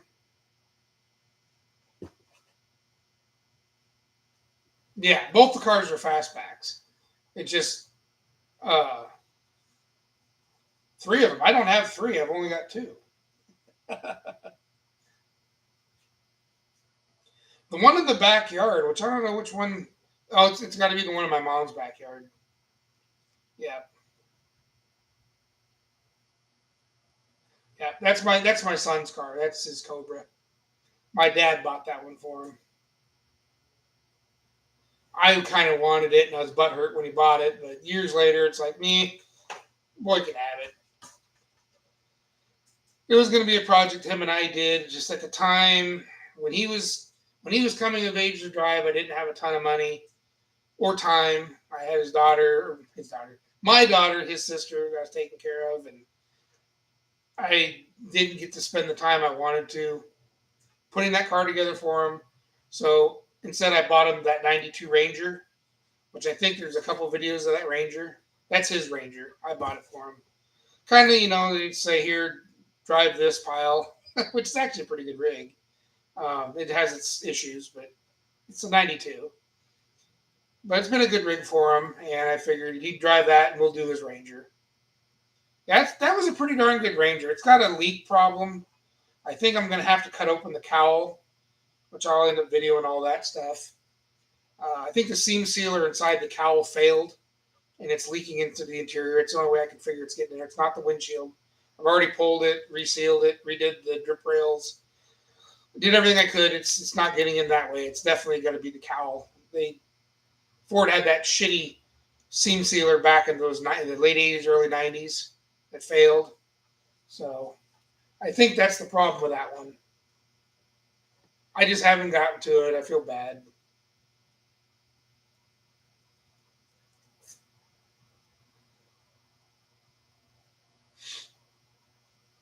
See what I mean? I got too many projects. Yeah, some of the full sizes, even Broncos, a few of them had those issues. Any rig that had that seam sealer in that time frame, it was a bad chemical mix or something. They were prone to fail, and a lot of those rigs, especially the Rangers. Yeah, and you can't. The shitty thing is that cowl doesn't come off. You have to cut it off, drill all the spot welds out, pull the windshield. It's a job. It's a miserable job, but that truck's a really nice. It's a good truck. It's a solid truck. It's his first truck. I'll put the work in it. Oh, so you've had that for a good clip. That's cool. Hey, those 83s were just as simple. Those are good cars. I've had my Ranchero 30 some odd years, or 67 Ranchero. Another project. So, I gotta stop doing this shit. I need to get my damn stuff and my ducks in a row and get these things done. Driving me nuts. Actually, the Ranchero was the one I wanted. I thought about shipping off to have the Model A girl have her paint it for me. Oh yeah, it's way back over there, the far side of the shop.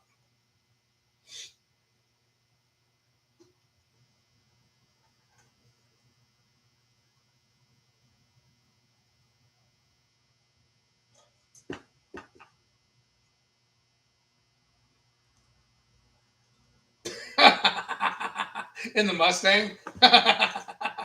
That's funny. Yeah, not much has changed. I've just been so busy with other shit. A lot of it was mom's. Like the last 4 years, I've pretty much concentrated at my mom's place, which I did get her car done. I got a lot of good views out of that. Some of the video footage I did shoot, and her car's been in the front garage, and she's drove it a few times, and I uh, I just haven't been over there working on stuff lately. I kind of spent this year here, more or less.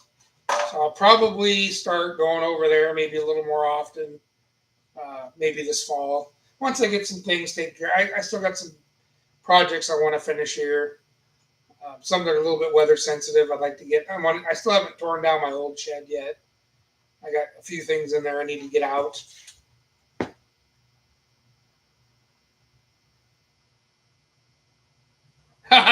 I hear you, brother. Yep. Yeah, I went through a few women too. Kept all my cars.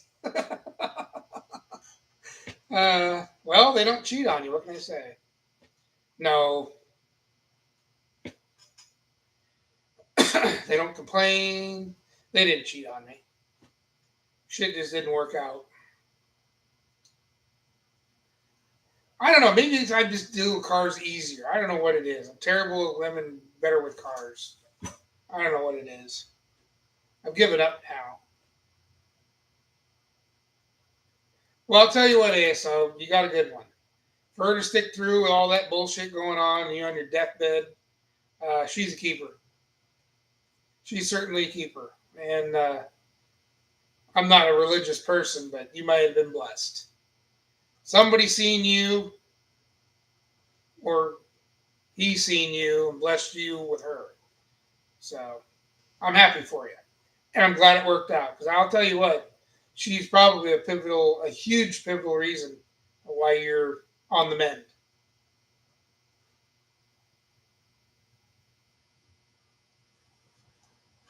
Yeah. You're you're a lucky dude. And that's cool. That's awesome. You deserve it. Especially after that last wrecking ball. Jesus. Man.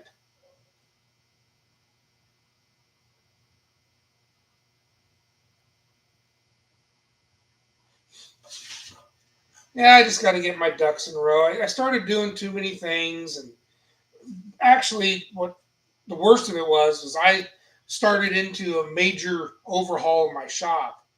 Dude, you did go through hell and back. Yes, you did. And I'm glad you did it. I'm glad you went through it. I'm glad you made it through it because I'm glad you're still with us. It wouldn't be the same without ASO. I was hoping you could make the No Name Nationals, but I know sometimes shit doesn't work out. I would like to have seen you in some video. But anyways, my shop kind of turned into a disaster because I was starting to actually reorganize and shelf and put everything, get organized and stuff. And then my dad got sick and passed away. That kind of threw everything for a loop. Stop drinking diet soda, you knothead. That shit's not good for you. If anything, drink the real stuff. Well, that's all right, dude. I mean, you made it to last year. I think next year you'll be even stronger. One of these years I'll get my ass out there. It may not be with a car because I honestly, I know Dead Dodge Garage made it out there. He's just north of me.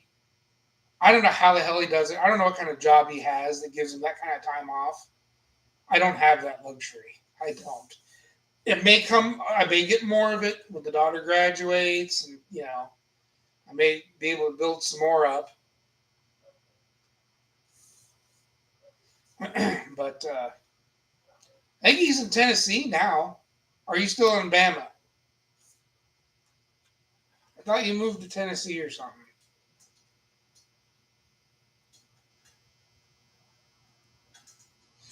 But anyways, yeah, if I had to make that trek from Washington to Sykeston, and the thing of it is, like, I watched this one, they cut it a day short. I'm like, I'm not driving, 1,600 miles for 2 days of that.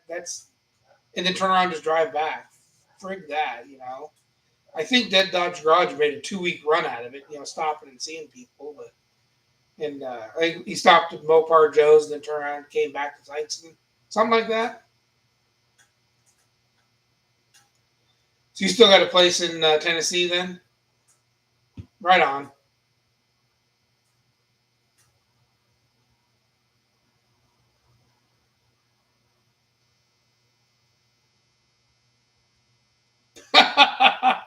Dancing, shut your mouth. No, it ain't. I hate this job. And that's what I do. Well, I won't say I hate it. It's a job, but it sure isn't cracked up to what I thought it was.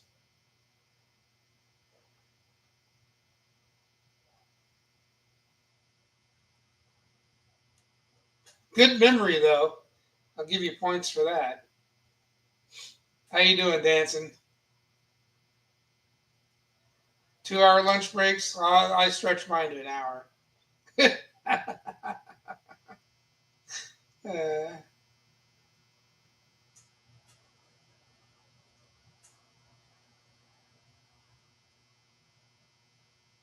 I don't know. It's not so much the job I hate. It's the area. Everything here is super expensive. It's getting overpopulated. I need to get out of here. But I still have a lot of friends here, so it's a tough pull. My mom's still here. Daughter's got to graduate yet, so I was like, you have.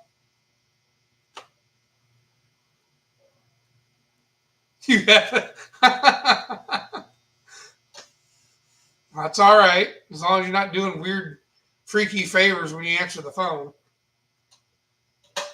I don't think you'd make a very good telephone sex operator.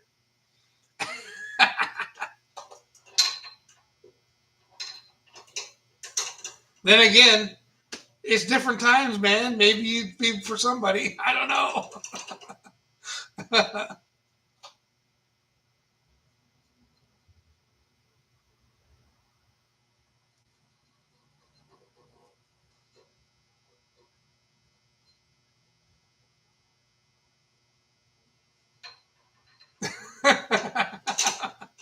1-900 what in the butt.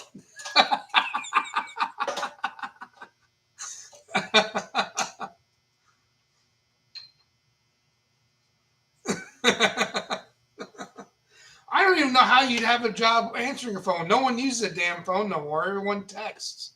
It's text messages or IMs or Messenger or shit. Nobody knows how to talk on the phone no more. I mean, I'm bad too, but I got to do it in blocks because if I don't, I'll end up talking on it all damn night. Chatty Cathy issues.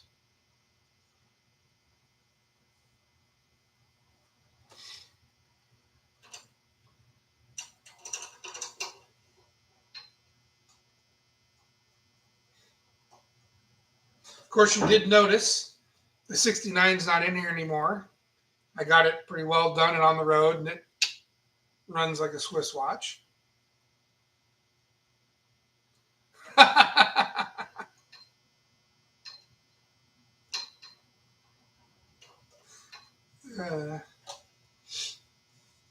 yeah, I get chatty at times. Boy, I was unimpressed with it.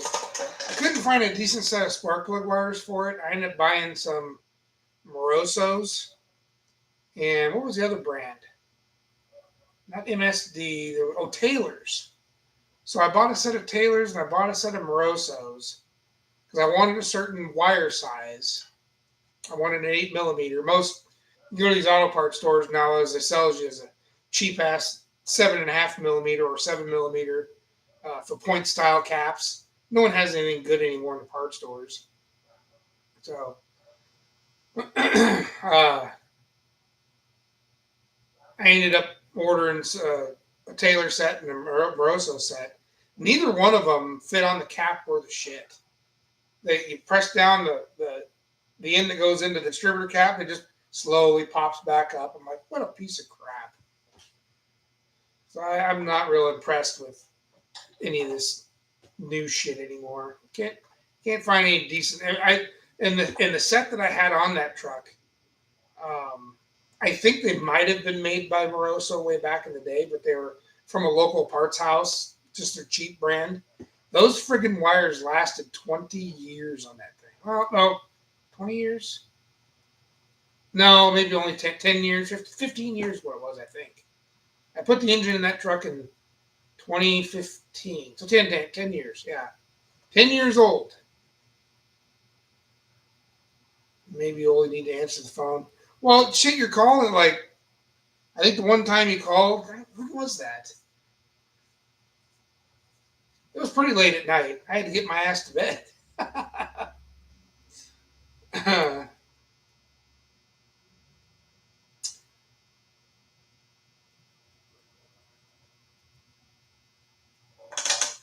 Scoot or Scott from Washington? Scott. I don't know Scott. I know Scott. I don't. I mean, if he's the dead Dodge Garage guy, that's the only guy I know. I don't know his. I don't know his real first name, but that's the only guy. And then Turlos was going to go 1 year, but it hasn't been in the cards for him. Right. Okay, Jamie. That's right, Jamie. Scott. Scott. Why do I not know a Scott?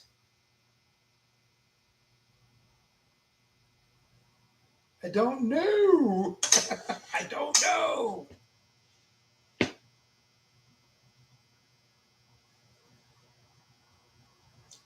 Who the hell in Washington is Scott? Let me think. I'm not picturing it.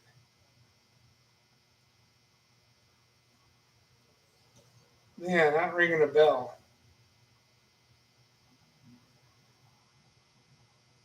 Oh, yeah, I don't know him then. Must be a channel I don't know about. There are some channels around here I don't know of. Um, the dude down in Grants Pass that built the bus, I'm forgetting his name already. He's got the 69 Nova. I know of him. I've never met him, but I know he's down in Grants Pass. Wasted Talent lives in Grants Pass now. Um, Waylon Wire lives. He lives in Wenatchee. These aren't no names guys. I'm trying to think who this Scott guy is. Yeah, I can't think of it. Who it would be? You know the name of his channel? You don't know shit.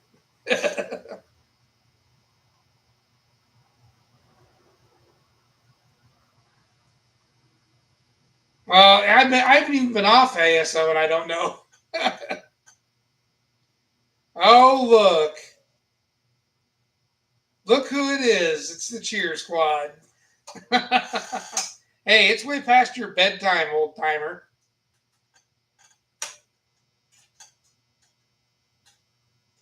Way past your bedtime. Would Mama let you out of bed for a quick little snack and you turn on the phone to see me on? Uh, Heading to bed now. uh, yeah, it's getting into the witching hour. I didn't make a video this week, so I figured I might as well go live. What the hell? Maybe I'll do a short or something. I don't know.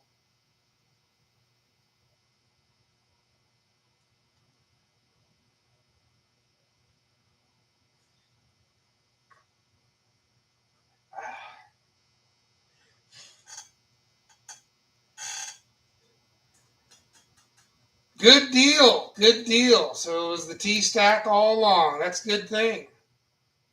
Well, now you don't got to pay the ridiculously high and stupid dealer prices. I'm pretty sure they would have gouged you a few $100 for that. Got to buy that GM only friggin' antifreeze at $80 a gallon.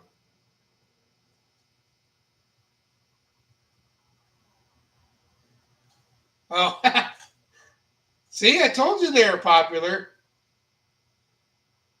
Yeah, $60. Can't beat that with a stick. No, that's friggin' awesome. I guarantee you they would have dinged you at least a couple $100. I just about guarantee it would have been stupid.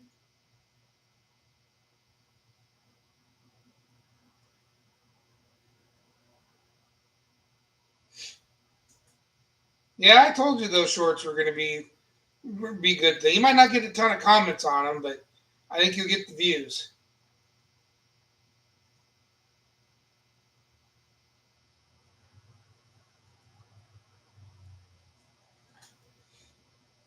How'd your smoke show video go? Did you get a lot of views out of that one? Basically, your last Sunday video, you're trying to burn more tissue to the ground twice. That should have been pretty entertaining.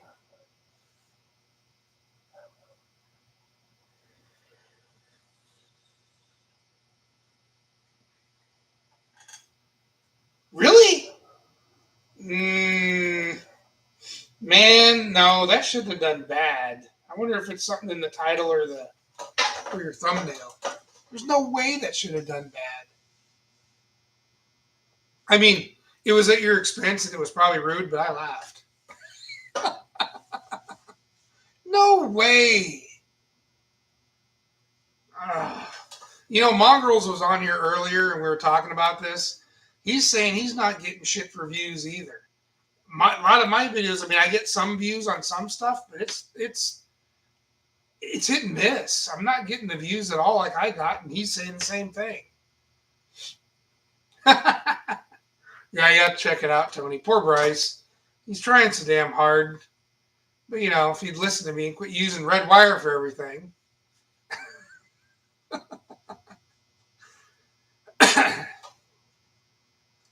I honestly think, Bryce, it might be your switches or the way you're wiring them. I have this feeling you're not wiring them correctly. Because I don't know of a switch on this planet that needs a ground.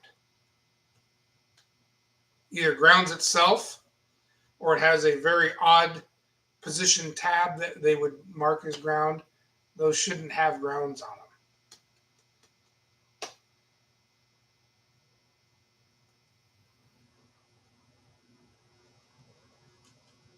So I'm not exactly sure how you're. I can't see the backside of those switches to know which one's which. Which wire goes to which. Red to black, black to red. What about the green one? Or orange? What if you accidentally thought orange was red, red was orange?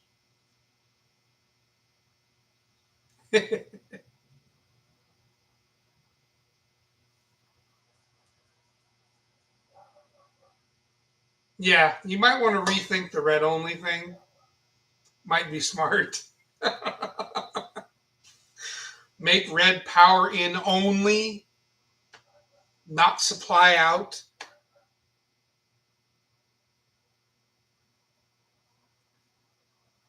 I'll be honest with you too. When I open up my YouTube and it gives me examples or whatever, it throws videos out that it thinks I would watch.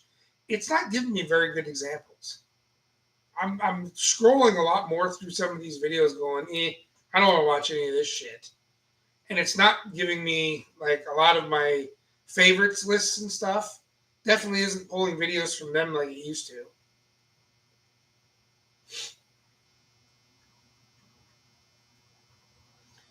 Yeah, ASO's in here. He's buried in here.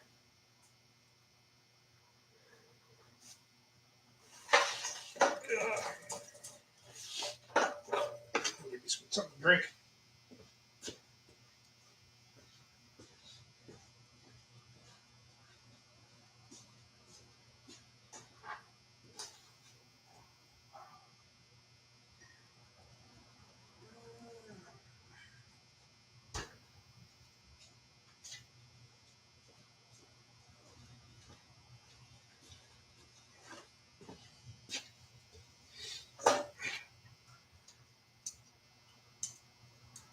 Oh, Heavens Mopar. Oh, okay. Don't know him.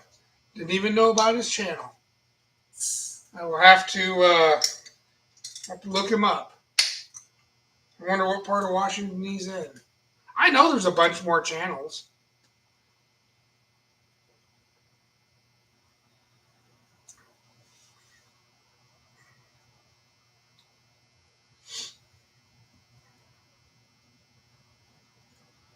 Yeah, yeah. Speaking of places not to move, Arizona's top on that list. Forget that.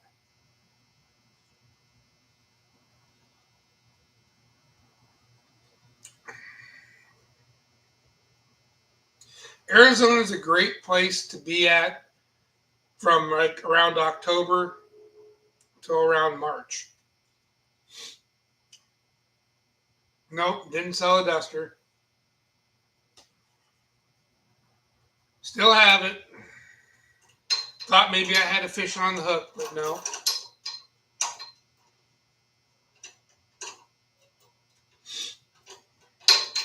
Had a guy come out on last Sunday. Last Sunday, as a matter of fact.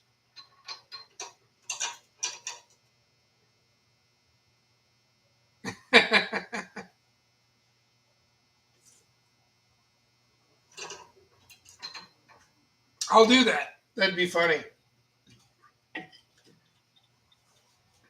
What do you mean? I search the Arizona one once in a while just to see all the good deals you're missing. Where do you think I found that 4-door dart? Remember that dart I sent you? That was in Mesa. How do you think I found it?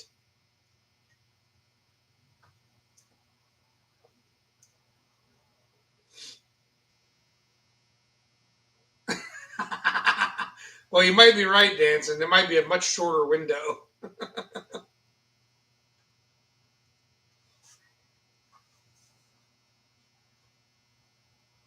No, I'll send you the link. It's not. I need to renew it. It kind of like I guess it highlights it or whatever. The ad's still up, but it's not like highlighted or at the top of the list. I was actually contemplating on taking it off because it's not getting a whole lot of action right now. Going into winter, no one's going to spend much money. I might. The other reason for opening up an extra work bay is I thought about pulling it in here and taking the headers off my green one, put it on this one, and put the exhaust system I got sitting outside on it, so it sounds a little bit better. Yeah, it's on Marketplace. Yep.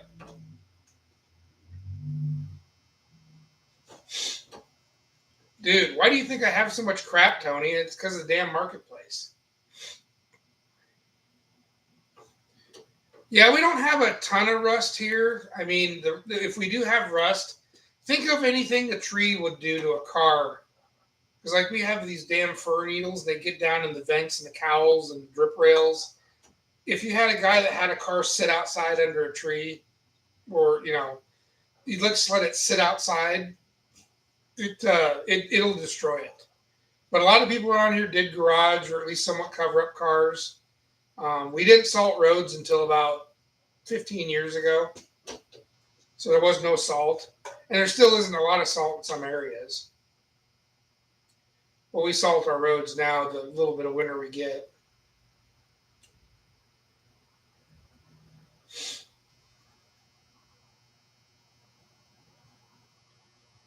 Yeah, see, now Danson's saying the same thing. Yeah, exactly. Or channels I've never even heard of or that I would even be interested in. Like you look over the subject matter of the channel, you kind of you give them a chance. It's somebody new you've never seen, but you kind of listen to what their channel's about, and you're like, oh, I'm not interested in this.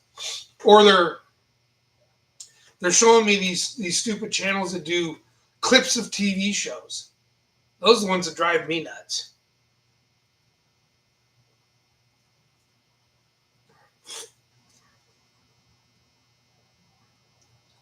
Yeah, I agree, Danson. You're right.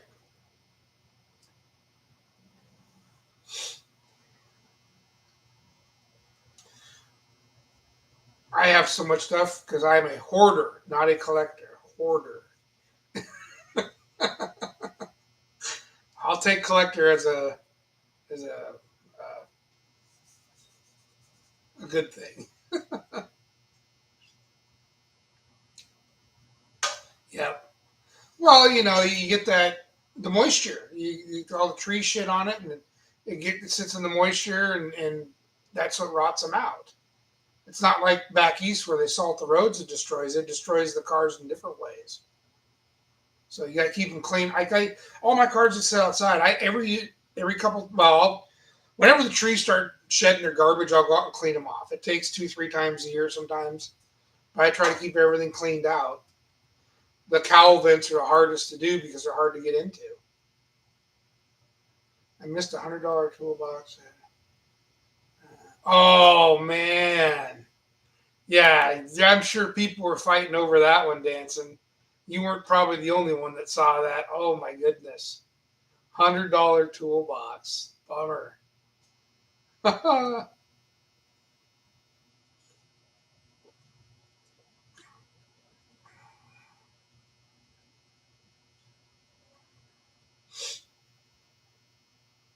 Yep, I agree. Yeah, this well, I can tell they've been screwing around with their algorithm or whatever you want to call it, because it definitely isn't showing me stuff that I'm really interested in.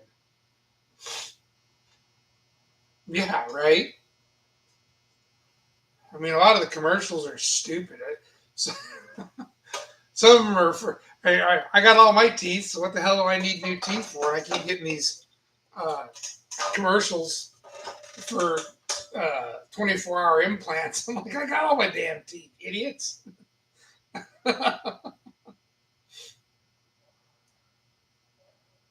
Yeah, I don't know what they're doing.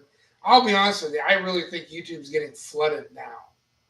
I think there's too damn many creators trying to compete for space. I mean, hats off. Anybody, what said it best was somebody came on and said the big TV guys pretty much invaded. Not that I have anything against them. I like David Freiberger. He's a nice guy. He's knowledgeable. He's fun. But get your ass off my platform. You fuckers had TV. You don't need to be on this. This is for us small nobodies. You know, go create Gearhead channel or something. Get back on TV. I pretty much canceled cable. I don't have it anymore. Ever since the Power Block got disbanded, I just canceled cable. There's no sense in having TV.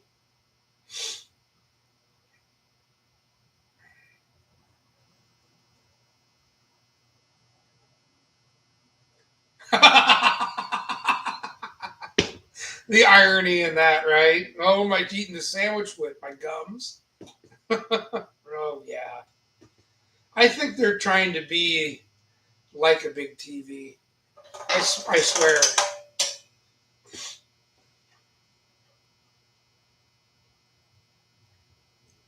Yeah, it's ridiculous.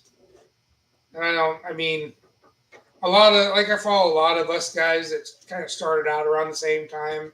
I'll watch some of Chef's stuff, and he says the same thing. He's not getting the views he used to get, and a lot of other people kind of saying the same thing. I think Chaz was even saying something about that the other night too. 1973 Plymouth Duster. That's how it's listed. It would be in the Portland, Vancouver area. Portland, Oregon, Vancouver area. Not Vancouver, British Columbia. Don't do that. I think as far as Facebook goes, let me see here. See if I can bring it up. Oh.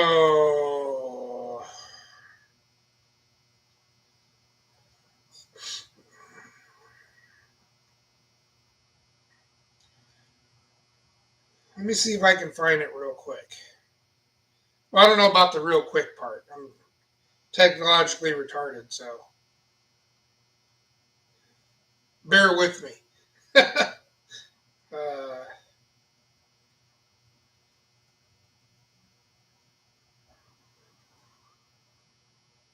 okay, so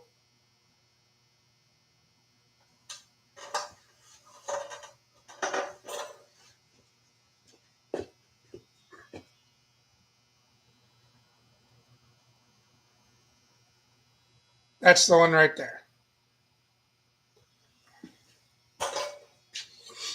Oh,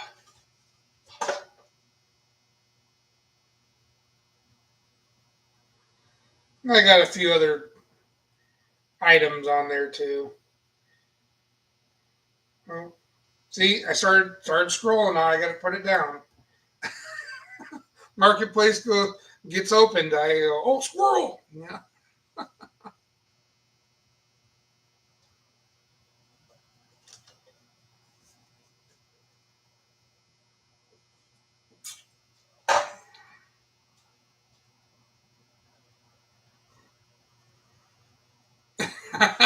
Dancing. No kidding, right? That's how them stupid things sound too. It's ridiculous. Oh man.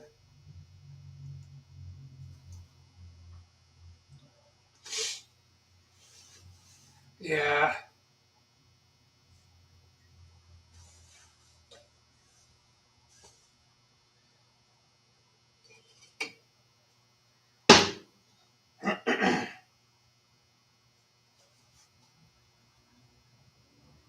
I don't know. I was hoping I'd sell it. I thought for sure I'd have that thing sold. I mean, if you look at all the other ones in this area, they're toilets. I mean, anything less than mine. Like there's one on there for 2 grand. There's another one on there for I want to say 4,000, but it's a toilet. I mean, the one for 4,000 has the wrong buckets. It's been all Mickey Mouse and butchered up. I'm not even sure. That one might have been a V8 car. The other one for 2,000, it's a slant six. I think there's a dent. I mean, there's dents and damage in every friggin' corner of it. The interior's hacked up. Now, granted, I don't have a carpet in mine, and the seat's got a giant. It looked like someone ate Taco Bell like 10 years straight and shit in the seat. That's how bad it is. Big hole blown right in the middle of it. But it has new brake lines, new master cylinder, the brake booster works great, power steering. It runs and drives. I mean, I put a ton of work into that thing. Oh, well, shoot, man, I just had the link. Uh, let's see.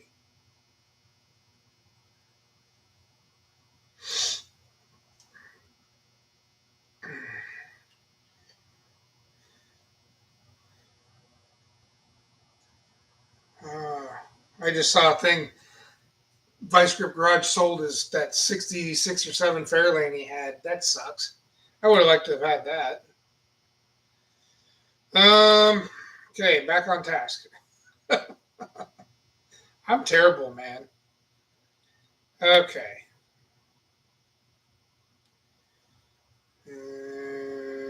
Share listing.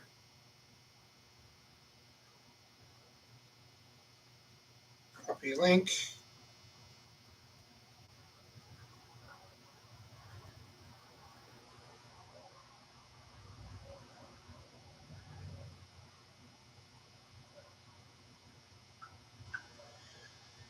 Bryce got it now. Where the hell did I see your thing at, ASO?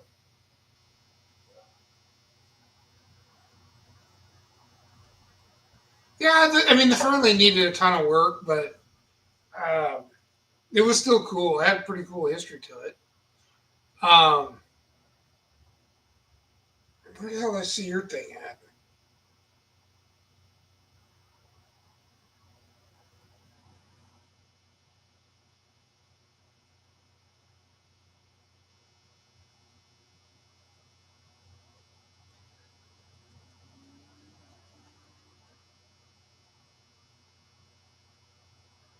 Oh, here you are. You got the Model T. Is that your thing, ASO? You're the James with the Model T. I got several James in my phone.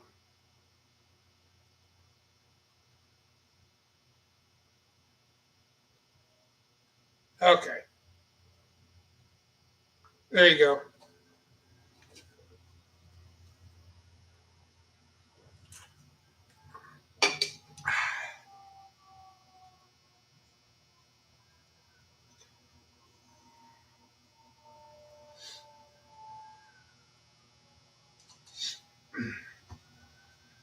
I'm not very technologically.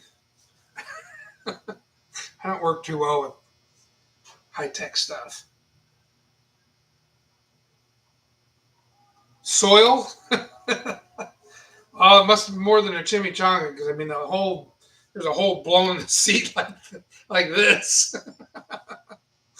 Uh, yeah, I think your email came to me as Millard Epperson, if I remember right.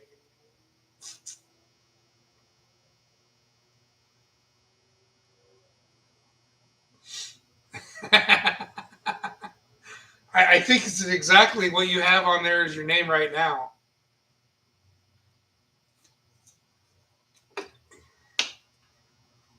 I never can seem to spell your name right either. Just Tony Cust.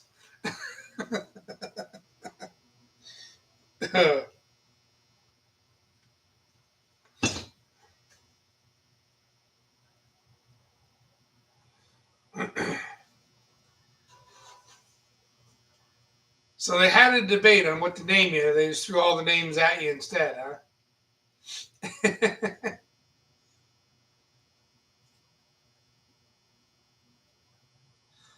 Well, I don't know where the hell that seat came from because it wasn't in Damien's.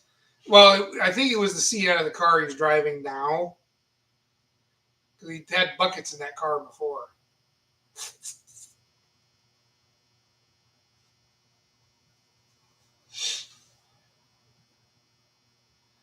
But I mean, it's a clean car. It's got now the doors on it are not from that car; they're from his other car. So that's why there's rust in the bottom of those doors because they came off his rusty ass car he drives now. But um, the rest of the car is rust free. I mean, there's maybe some teeny pinholes on the front passenger floorboard. Nothing worth worrying about. Um, New trunk pans. Um, there's no little bit of rust behind the rear wheel in the quarters, but not as bad as you usually see.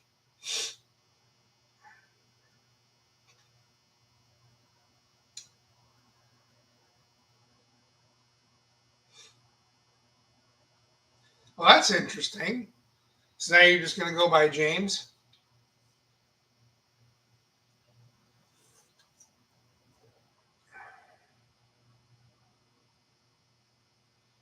Actually, no. That trunk pan, believe it or not, I remember doing this too. He gave me cash, and I ordered it from a outfit on eBay. This was years ago. It came in two pieces, so it's a full pan but split down the middle. And he was working at I want to say it was that one. It was that body shop on St. John's and 33rd. I can't remember the hell the name of it now. I think he was working there when they put the pan in, and then he reshot the trunk lid and the jam, and then seam sealed everything they did. But I ordered the trunk pans. I remember doing it. They came here and I dropped them off at his apartment. Was it Alpine then? Fuck, I don't remember. He's worked all over the damn place. Just like you, I can't keep track where the hell you're working at anymore either.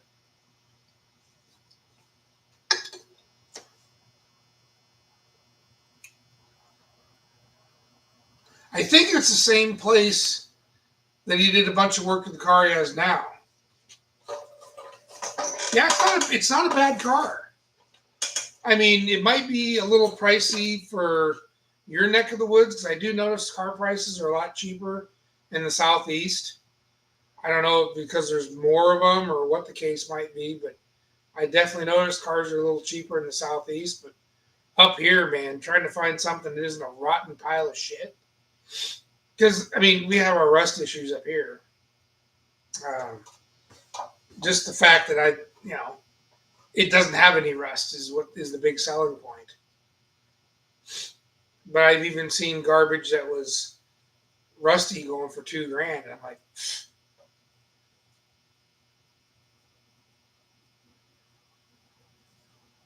yeah. Well, the T-Bird wasn't rusty at all, was it?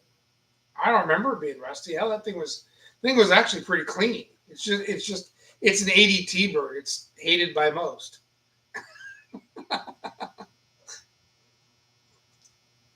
It was just that weird design between the designs that really did really well. Oh, okay. No, it's far from 34,000 original miles. Yeah, no, the Duster's a little more rougher than T-Bird. Screw you and your diesel. You used to be the mini truck guy, so don't even try to act like Grandpa Diesel now.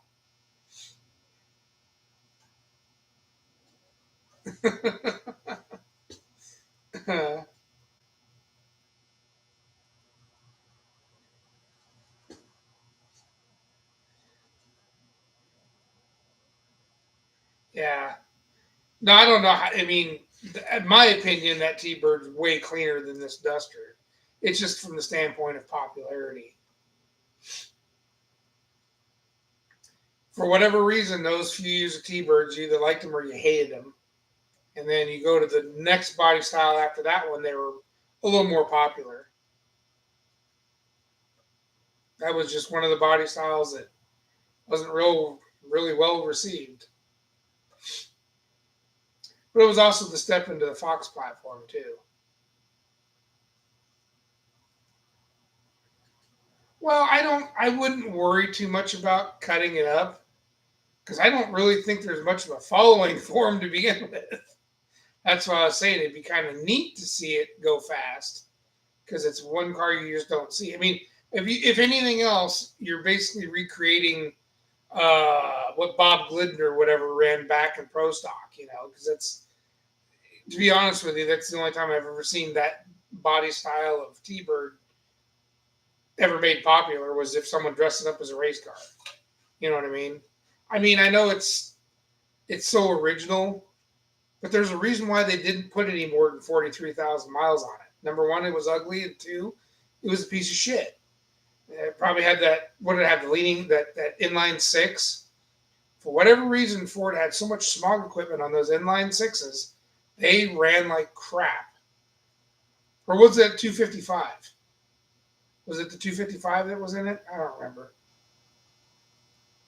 The V8. Oh, it came with the 302. Okay.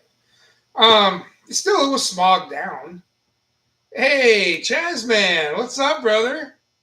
Dude, you're way up past your bedtime. What's going on, Holmes? Friggin' bedliner turned out sweet. It looks. I knew when I seen it in the background of your videos. I knew what you're up to. He's gonna put a bedliner in it. I could tell.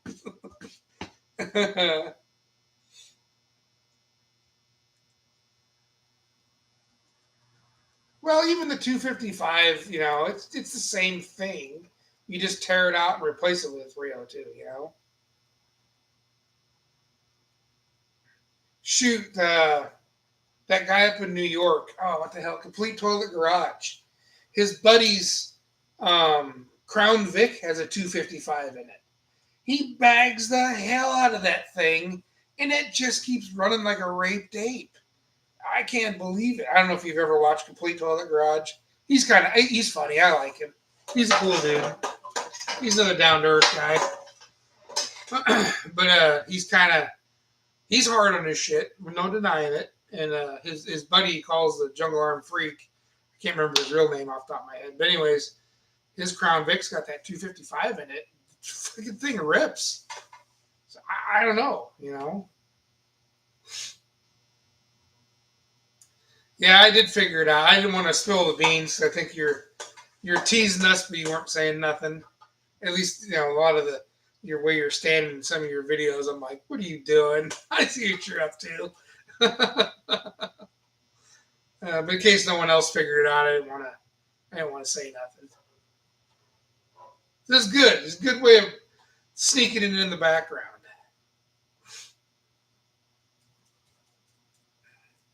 If I was closer to the T-Bird, I'm telling you, I'd build it just to spite, and I'd race your ass and beat you with it. Just to prove my point. Oh, you did go to Adam Calhoun. Oh, I heard he wasn't going to do his tour. So I'm glad he's doing it. I'm glad you... how was it? Was it pretty good? Calhoun fucking rocks. He's cool. But I know he was kind of on the fence there about doing his tour. So that's awesome. Good for him.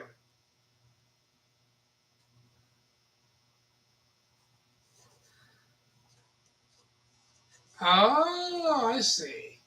Yeah,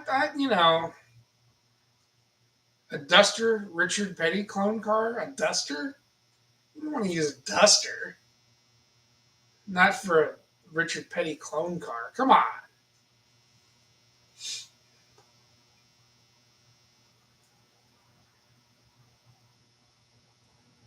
No kidding. You got to meet him too?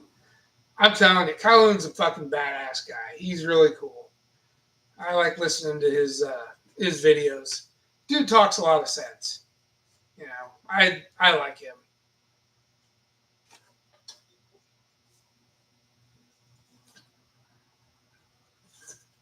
He's another one I watch his videos, but I never comment on them, but I usually watch them.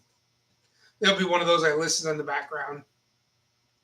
Hey, go to bed. You're supposed to be in bed already. Friggin' Bryce.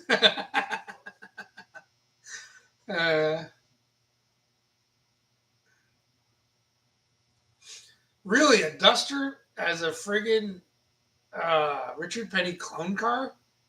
It'd be a clown car in my mind. Dusters were never in NASCAR. I guess. I mean, to each their own. Whatever. Dusters were more drag race cars. Now, I do know several of those were in the pro stock and funny car classes.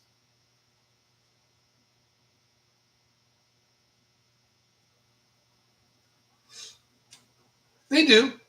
Well, and back when I bought the first one, my green Duster that y'all haven't seen yet, um, that was one of the things. Was A bodies were cheap, they're reasonable. Nobody really liked them, and they were.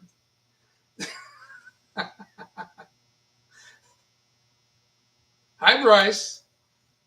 or whoever it is. uh, or is that supposed to be Heideen? Heideen, I have 5 things I need to do. Be civil, be respectful, stay on topic, and no Polly. Oh, no religion. All in which totally. That's true. Good to see you, Dean.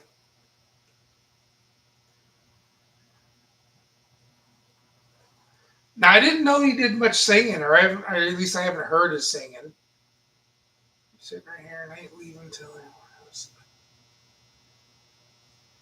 That's pretty badass. Yeah, Adam Calhoun, he's a cool dude. He really, at least that's my perception I get. I'm glad you got to meet him. That's awesome. Have to sleep.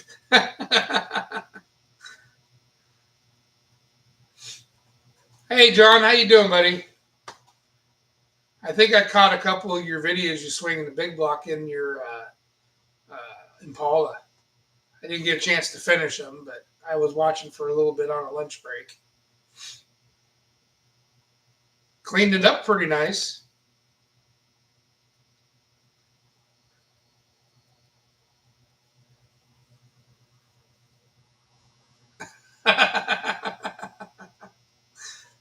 Dean.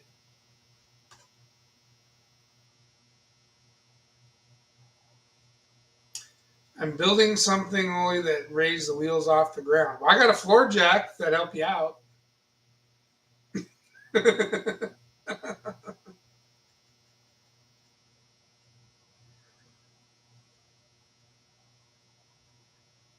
Well, it looked pretty good, John. The I saw the engine bay was painted up nice. The engine was cleaned up real nice. That looked like it was pretty sharp. I didn't see if you got it into it. Apparently, you didn't get it stabbed yet. I didn't have so much time during lunch when I was watching it.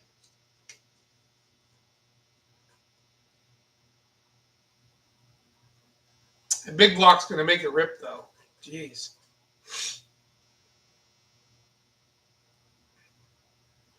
You got it, man. Thanks for stopping in. Hey, you're a late night candle burner lately.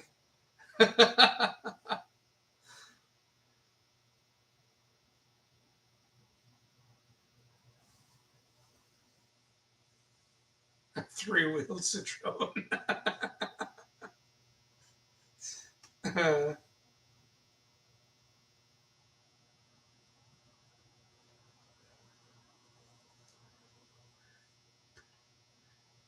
Those Citroens are weird.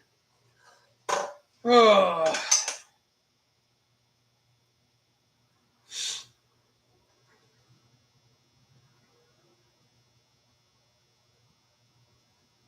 So when are you gonna put out another video, ASO? You got something cooking?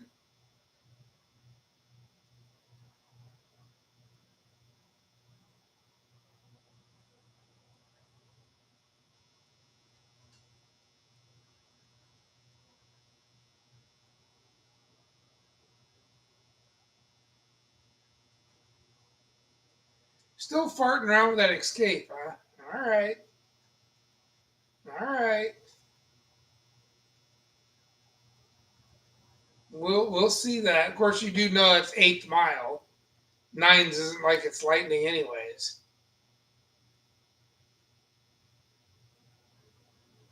Oh, I'm weird for sure. Are you talking about ASO? He's even weirder.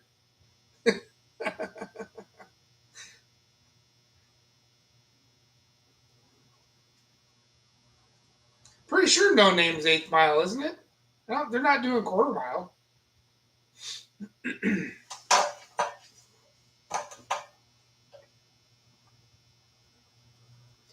I know JB was a lot faster this year. That thing was running pretty damn good.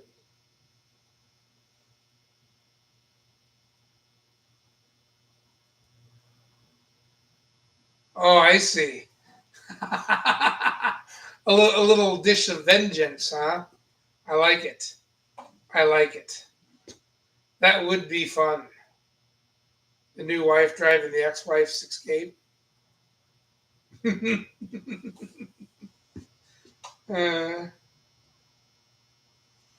oh, that's right. You did run it down the track. I forgot about that.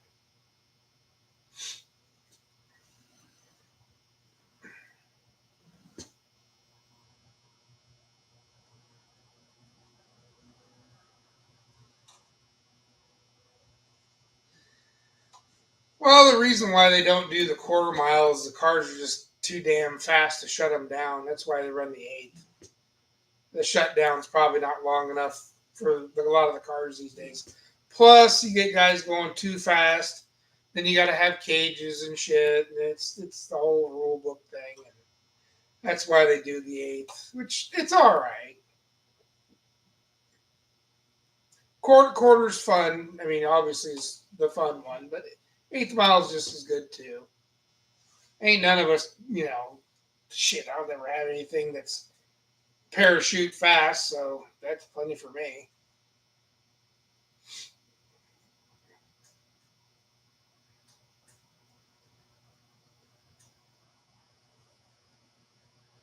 Whose friggin' car is that? You end up hitting a lottery and not telling nobody? 2024 GT 500.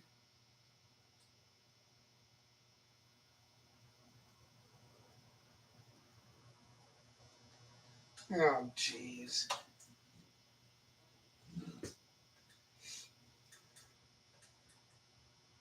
Probably made money on it too, because that was when cars were stupid. They were just out of control. Dealers couldn't get anything on the lot, so used cars were just getting coin.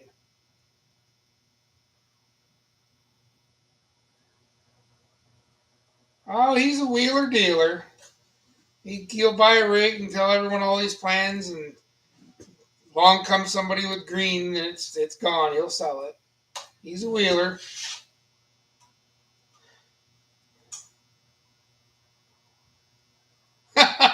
Well, that goes without saying too. You'll never see me own any high dollar, high value stuff like that. I'd be too afraid to drive it.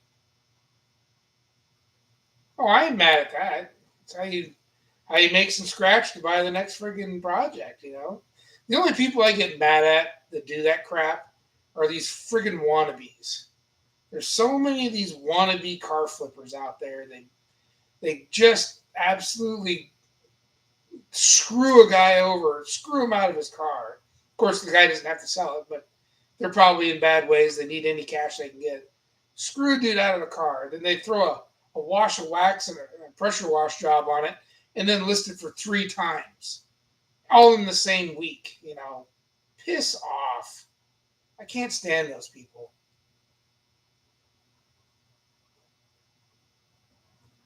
Well, there you go.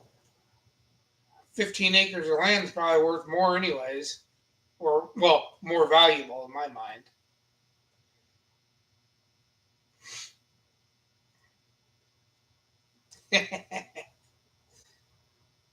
So the 15 acres, is that the Tennessee land that you bought?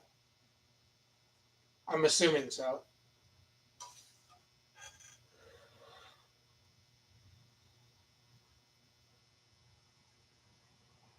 Yeah, aha. See, I should just buy some land in Tennessee and get the hell out of here. He's got to have a job. I'm sure that 15 acres probably wasn't that bad either.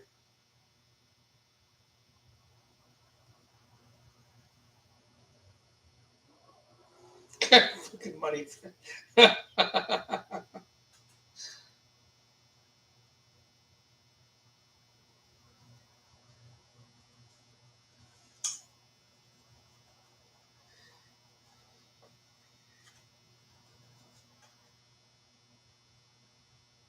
That's pretty damn well. Obviously, you're probably a little ways from the nearest town because usually that's how it works with the price.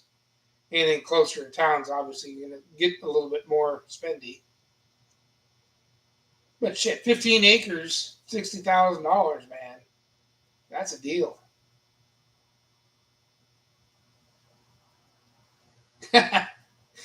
Windmill. Yeah, it's got a one paddled windmill on it. Is what it's got.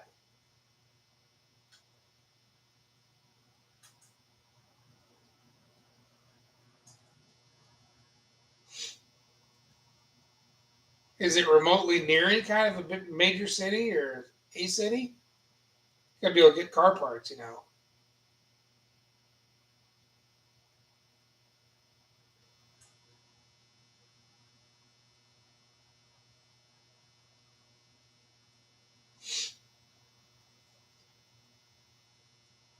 Big block. I don't know, man. I keep watching these guys, and about 20 minutes. Well, that's not too bad. It's pretty good. Depends on which town it is, too, I guess.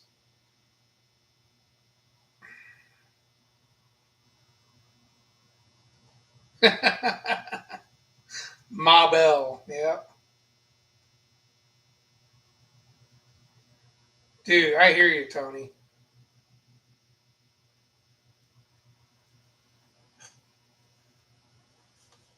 Sounds good to me anymore. Anymore, I see guys building shit. They're not really using big blocks much anymore. It's you can put a stroke small block in there and it run circles around big blocks. It's like it's real hard to build a big block to be a race car. It's so heavy.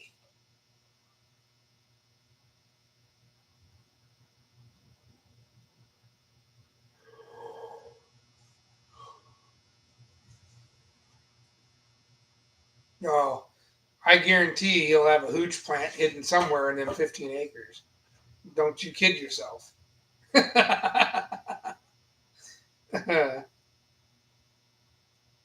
All I heard when he said 15 acres in Tennessee is I got a place to park my shit when I move. That's what I heard.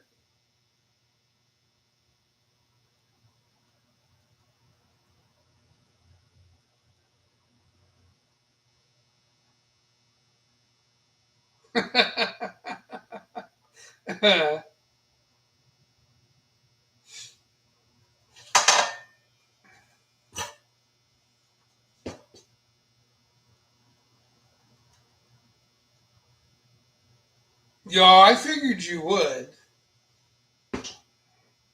There's no doubt in that.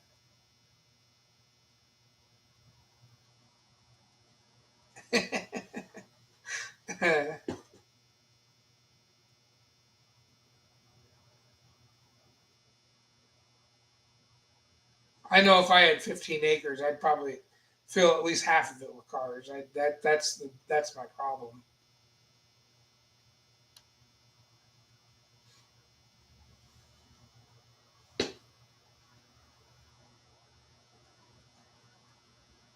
Well, I'm putting 15 acres of cars on a third of an acre lot. It doesn't work out real well.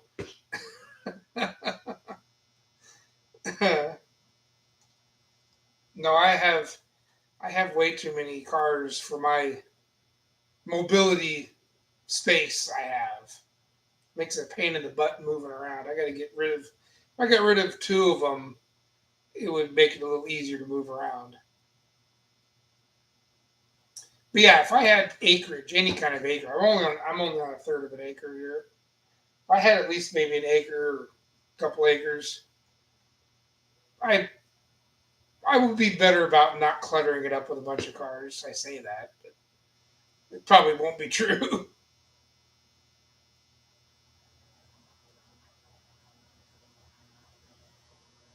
What? Answer the phone. I call. They go pick up. Oh, uh, chickadee check yourself.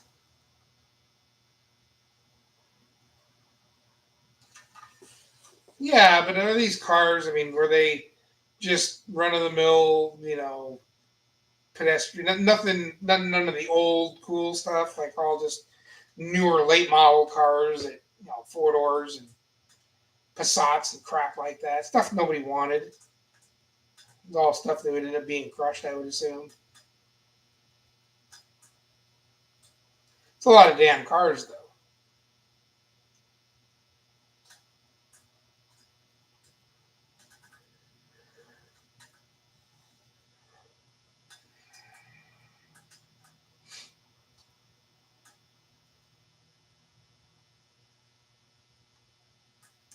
Well, it'd be a great prospect if I had a place to put all the crap. If I had a record, if I had a record in itself and some property, I'd get myself in trouble. Absolutely.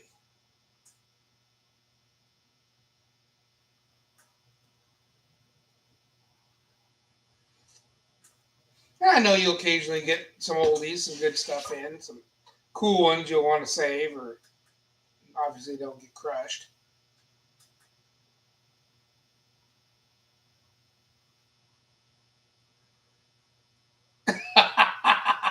I thought you were going to say Fords, but I know you know better. Yeah, Jaguars.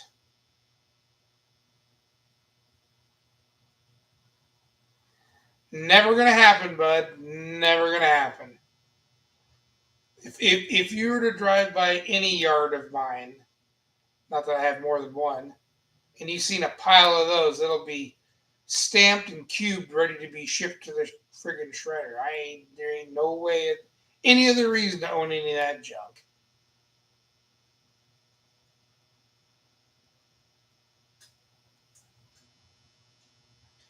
I went repo 2 weeks. Are you kidding me?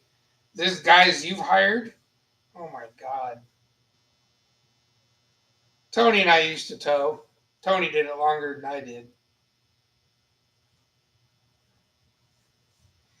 Yeah, I figured cats and a few other items makes it worth your while. Good running engines, which I doubt you'll have many of those, but they will sell.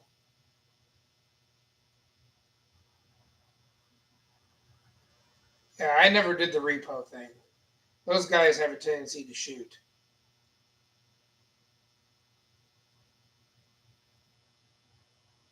Just an expensive board. uh, well,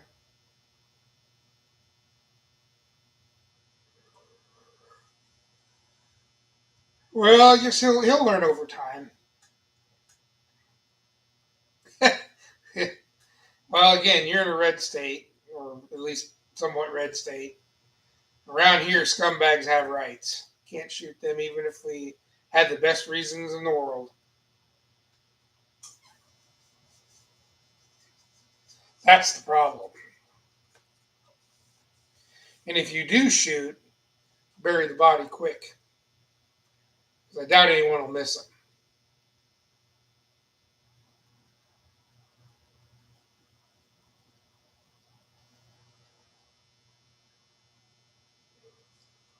I'm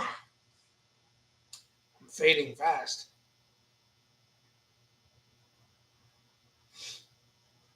Well, that's the stuff I couldn't get rid of. I couldn't scrap. I'd have to hang on to the old Ford stuff.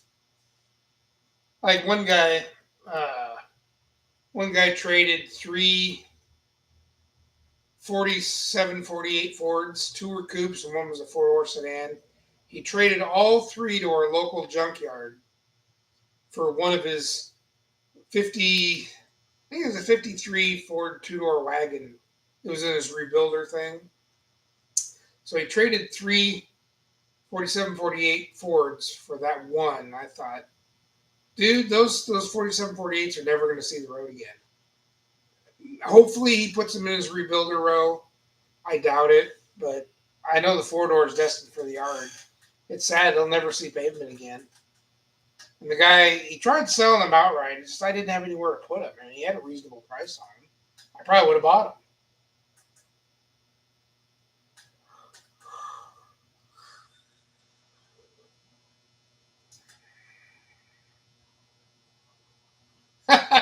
At least I have some Mopar parts. Well, I do. That's for sure. For now, anyways. I'm sure at some point in time those will be cleaned out.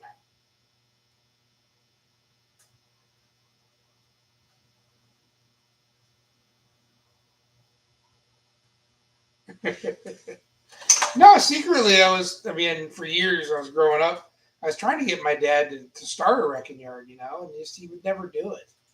I thought it'd be real cool to inherit that from him and keep running it. Because back then those things were everywhere. We were buying just to part out for ourselves. We were buying 66 and 7 Fairlanes for $500. Like there's nobody's business. Shit, you're picking up Mavericks and even for suspension swaps, the Granada Monarchs. I mean, so much stuff out there that was reasonable back in the 80s and early 90s. Nobody was really getting crazy with the muscle car shit just yet.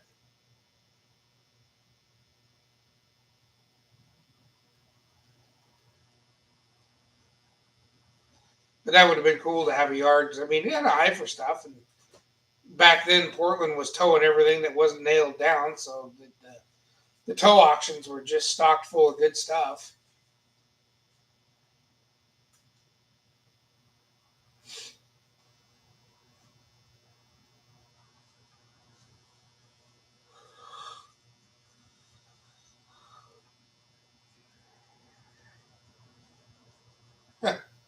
Connoisseur.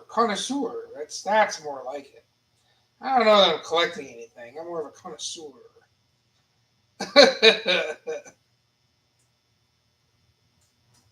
I knew what you meant, Dean. Even on the last one that you retracted, I knew what you meant. I'm surprised you're able to spell it. 'Cause I couldn't even spell that.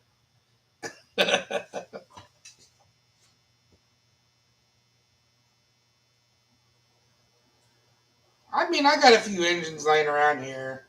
I don't have a Hypo 289. I got a Cleveland that's sitting right over there, and I got a 429 Cobra Jet over at my dad's place. And I got some stuff. No major FE. I think I got some medium riser, and that's about it as far as heads go. Nothing super fancy. No high riser or tunnel port stuff. That's like you hear talk about it. I've only seen pictures.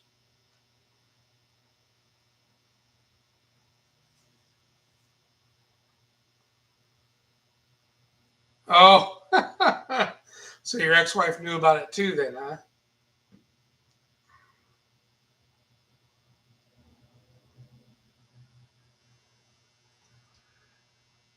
Well, Dean, I'm of French heritage too, Canadian French. I still couldn't spell it. Yeah, a few engines. I have just a few.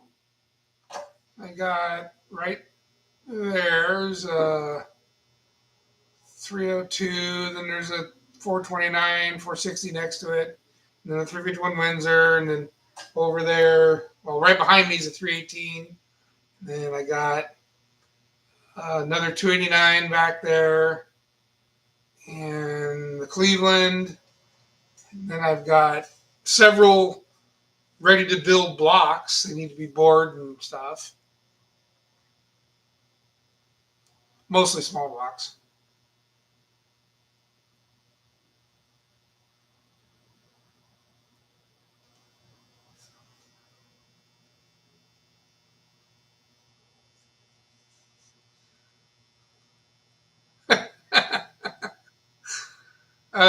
Yeah, but I can tell you why she did what she did because while I was in the T-Bird. You can tell? I remember when the shit started because, yeah, it was when you were building the T-Bird. You were building that engine outside and you were getting a flack of shit for that. I remember that.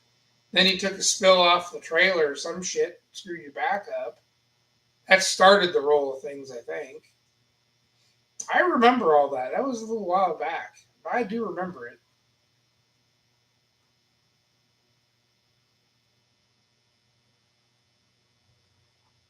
She was pissed because you were building the car.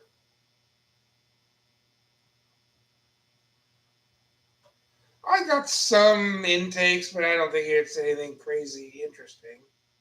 V6 stuff. I got a bunch of speed parts with a 2.8 liter Ford V6.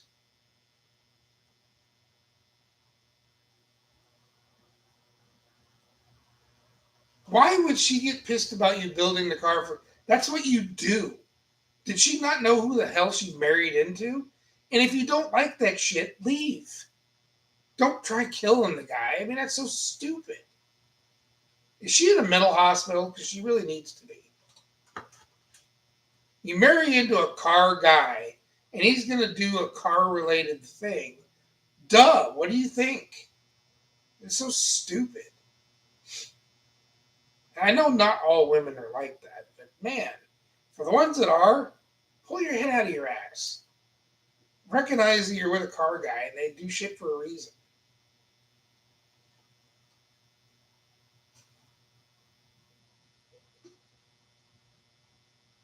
Oh, that's interesting.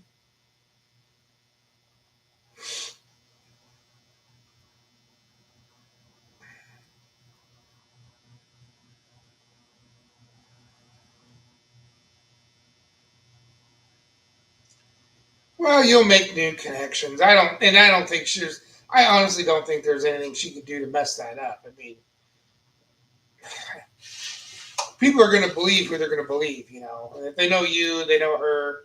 They know you, they know you. It's just that's. I've had exes do the same thing, try to tarnish my name. Whatever.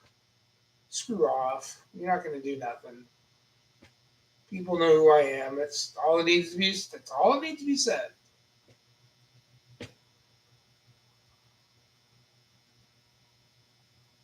Yeah, you're right, Tony. For the most part. And the thing of it is if you get a chick that can understand a car guy, that's the keeper. I mean, because think about it. Car dudes are awesome. We don't go to bars and hang out, or if we're going to spend money, we're going to spend it on this stupid car shit, you know? And most of us are smart enough or educated enough to know when and when not to. There are some people out there that get a little carried away and go overboard on the spending, but we're always around because our cars are always broken. We're always trying to fix them. See?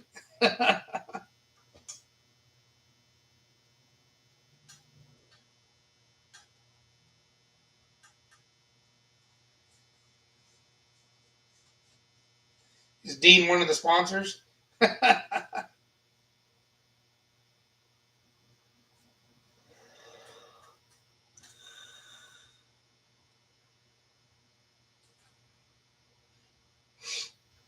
Ah,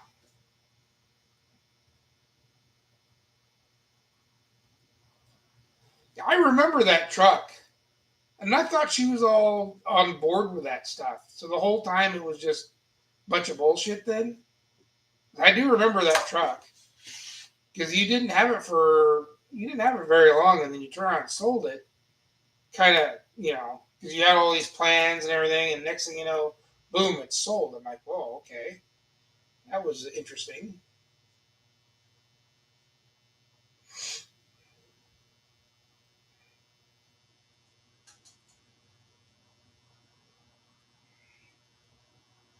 2 months. Yep, that'd be about right. I remember that.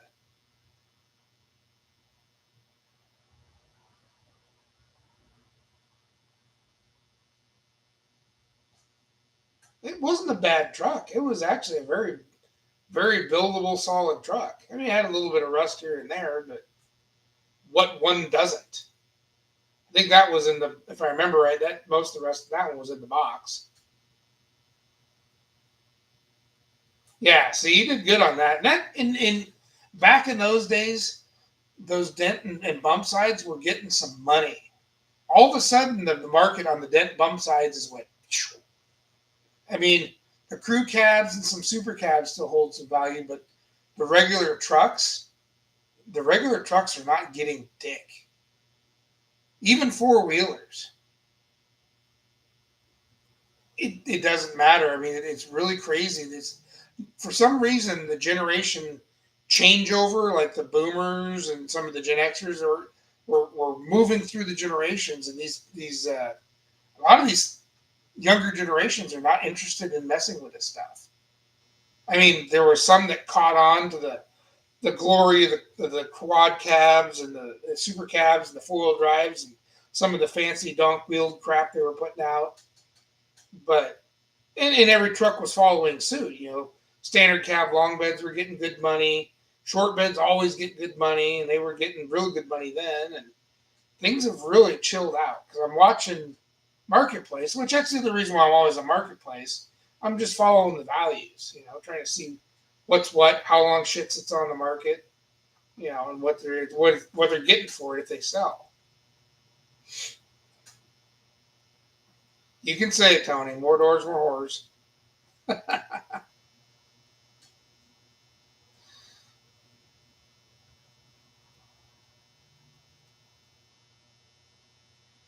Oh yeah, the yellow truck. Yeah, I believe that.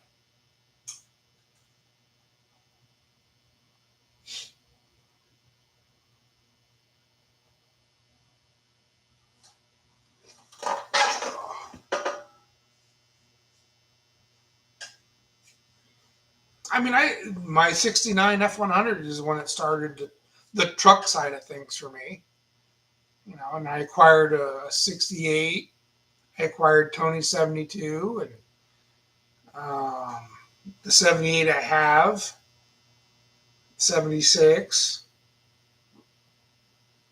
Yeah, they seem to find their way home. They're just good looking trucks. I mean, shit. I wouldn't mind having a full wheel drive. I mean, none of the trucks I own are full wheel drive, except for that Ranger.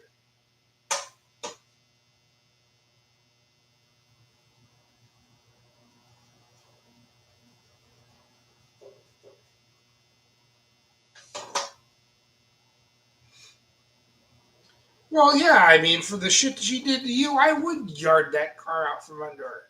She damn near tried killing you. I would take everything. I mean, that's a bunch of crap, man.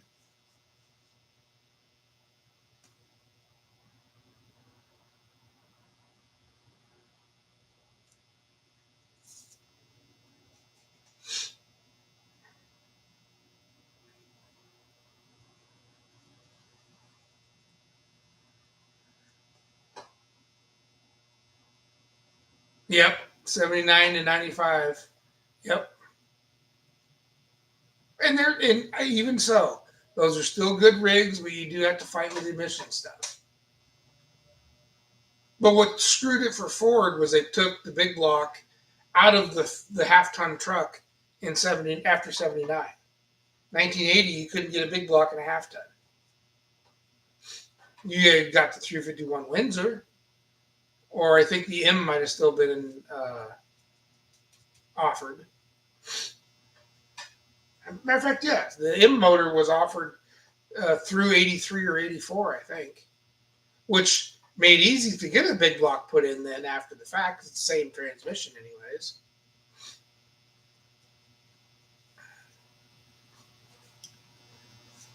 S10s have gone up. Have they really? I haven't noticed because I've been looking at S10s. Or did they go up because there's so many botched up, hacked up fucking S10s out there? That's another reason prices get drove up is there's no more good uh, examples in the pool. There's a bunch of junk out there, but there's no real nice clean S10s because they were built as disposable trucks, but still. Same way the Rangers. There's tons of Rangers for sale, but none that aren't beat to crap. It took me almost a year to find one for the boy just because I was being picky. I wanted a cleaned, and it was low mile, definitely low mile for the year. But I just wanted a clean, untouched.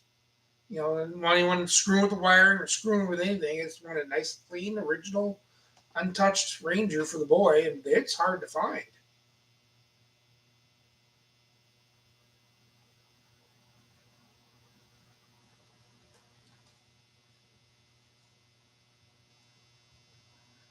Our house our house was paid for in court. All she got was what she took. Didn't that have like a roof leak or something that happened right around the same time all this shit started happening? I mean, it seemed like all the worlds were colliding at once. You hurt your back, and then this other stuff happened. And friggin' place developed a leak. What year S10 though, Tony? What year? Not those boxy Iron Duke piece of shit years. Well, probably V8 swapped.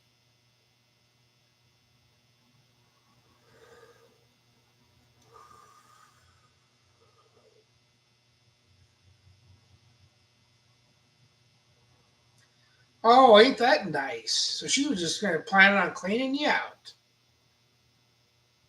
Wow.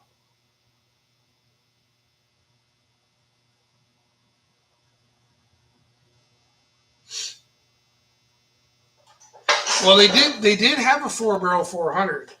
It was like the first year or two, but then emissions caught up to them on that.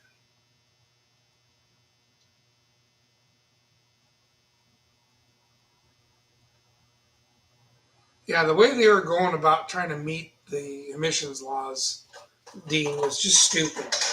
Retarded the timing, lowering the compression. I mean, what are you thinking? That's killing engine performance, and it sure as hell ain't doing it for the emissions either. Their whole approach at getting things to pass emissions was a terrible idea. Yeah, well, the 385 stayed. It just you could only get it in a 3/4 ton and above, and really the chassis wasn't that much different. You just couldn't order it brand new that way, which sucked. You know,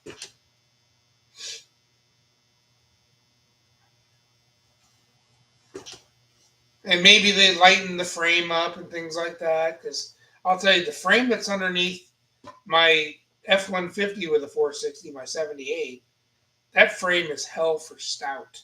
I heard it's the exact same frame used in the F-250 version, just the suspension upgrade. So frame was exactly the same. Kind of wild.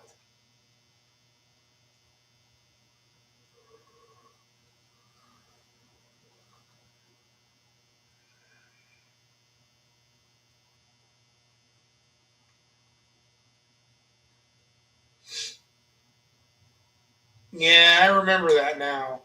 I remember you talking a lot about that. Some of that happening. That was rough.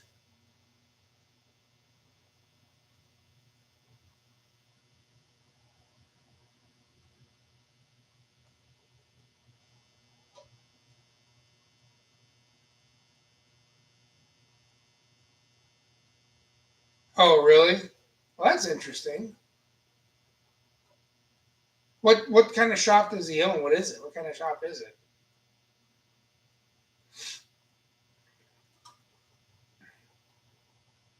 See, now 78 4 barrel 400, that would have been good. But I think they just took too much compression off of it. Because in order to get those 400s to really run good, you got to make a few changes to them, boost that compression up. Then they run really good.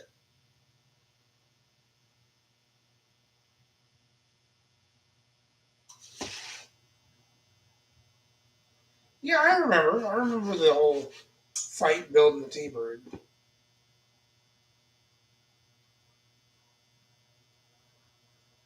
Right, yes. Oh, I see what you mean. So they're trying to keep the trucks under the cafe standards. They didn't have to, or yeah, avoid putting the cats on the trucks in those years. Yep. Well, they were going to make them do it eventually. It just, especially California, freaking state.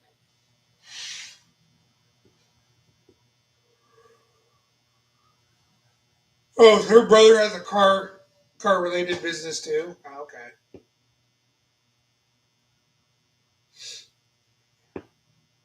God, just the thought of it, man. Is, 23 days in bed from being poisoned. It's like God. I remember the decline. I was like, what the hell's going on?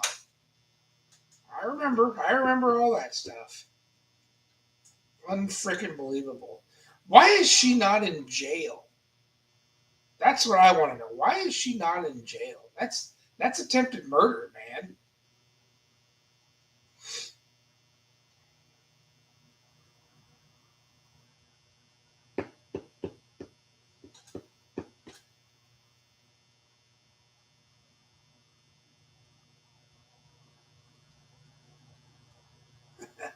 True. Yep.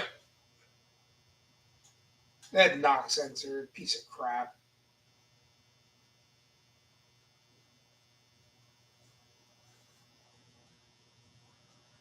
Really? Holy cow. Yeah, I mean, that bad of a poisoning, that should have warranted jail time. I mean, no questions asked. Boy, she must know somebody, like you said. Man. Well, shoot, I'm glad you beat it, though. I mean, that was a hell of a friggin' thing to go through. Yeah, well, it makes sense now. Because I know when you first started this, you were going on about how it was either your dad or your uncle had kidney issues, this, that, and the other. I'm thinking to myself, man, this can't be it. Not as fast as you were falling.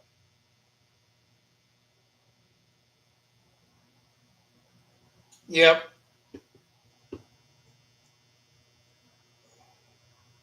yep, blue state protection. Yep.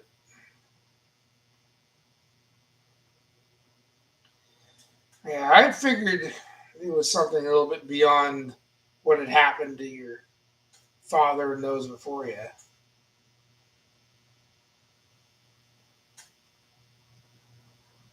Yeah, that sucks, man.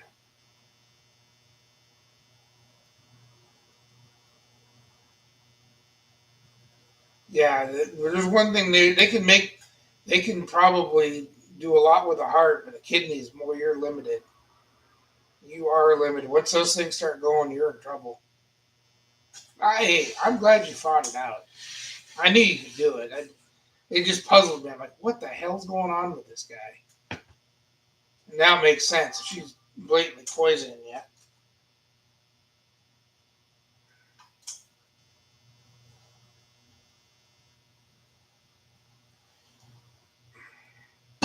Getting late.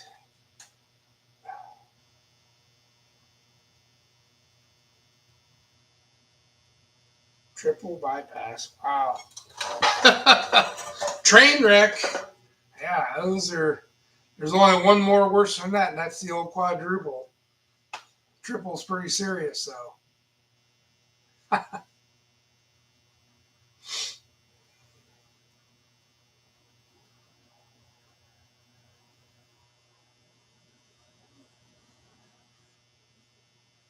Well, it sounds like you're doing a lot better, which is good.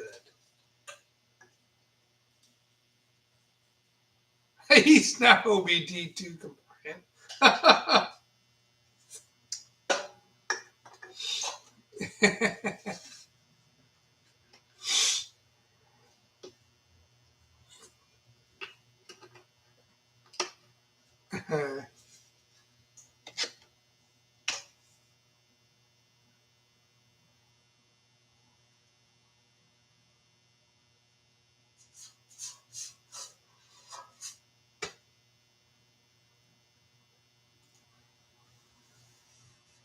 Yeah, I can definitely tell a difference talking with ASO now from then, and definitely sound definitely a lot more coherent and everything. Sounds really good. I'm just glad he's come around like he has.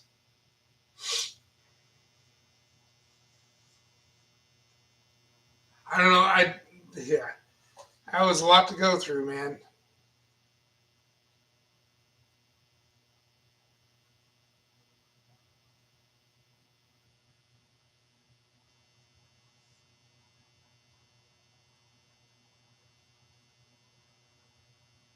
Oh, I'm sure of it. Yep.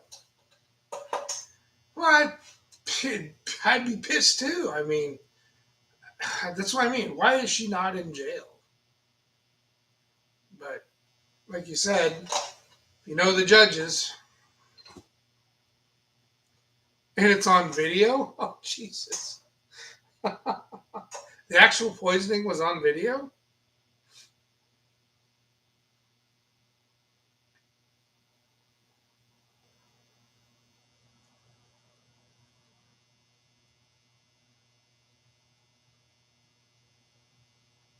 Well, fortunately enough, I even got on video where her cop he told.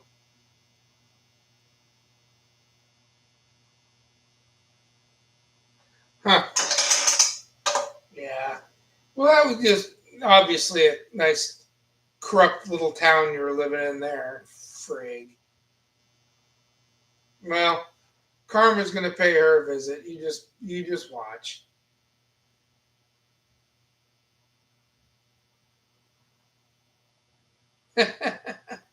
So are you done with all the legal bullshit with her then? I mean, I'd love to see her behind bars, but it sounds like that's not going to happen. But as far as are all the legal battles done and over with now?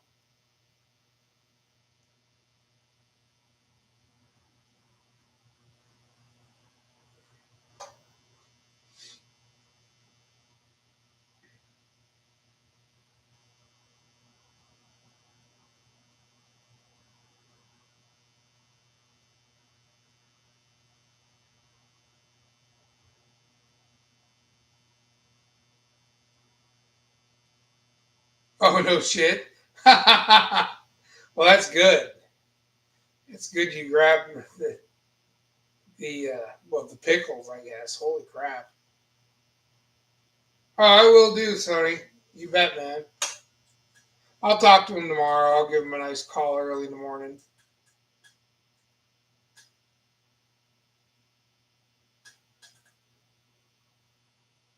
So all the court is everything settled with.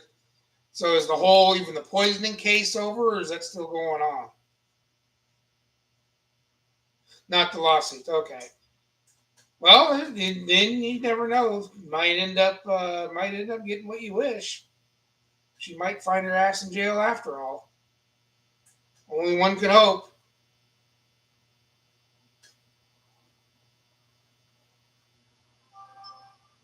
Good. And you'll probably win some more. I mean, with some time. The only problem is I think you've squeezed everything out of that turnip you're gonna get. They ain't gonna get nothing, not even blood out of it now. I'm pretty sure she's got nothing to get or collect from, which sucks. As far as I'm concerned, you should be owed way more than you're getting for what she's done. But you can only get what you can get.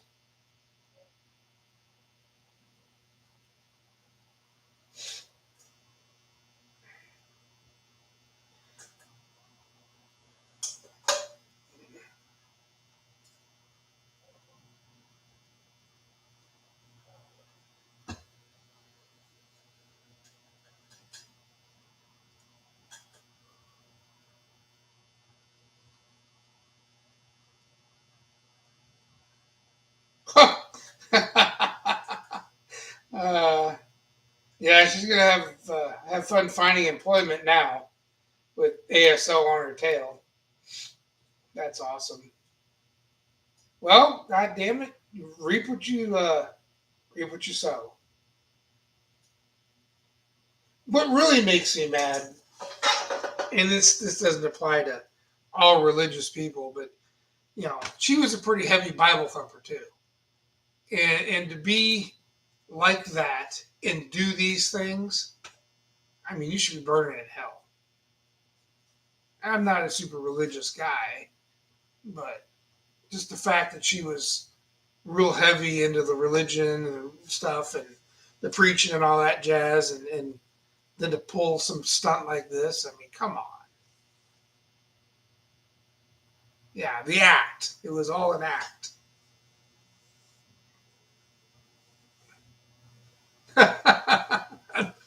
Oh, God. On Sunday, we do ours. That guy's hilarious.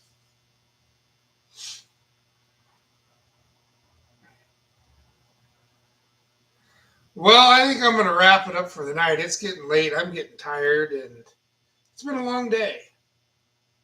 I I got some yard work I want to do tomorrow because the rains will be here on Monday, I think. So on Sunday we do yard work. Uh, I want to cover up some stuff. I don't think it's going to rain a whole lot.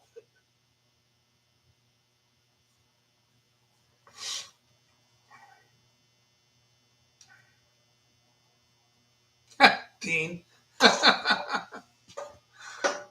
Well, with her deleting all her bullshit, maybe her staying the hell off the internet is best for everybody. You can't get her in jail, but then at least she won't try to get involved or infect somebody else, you know?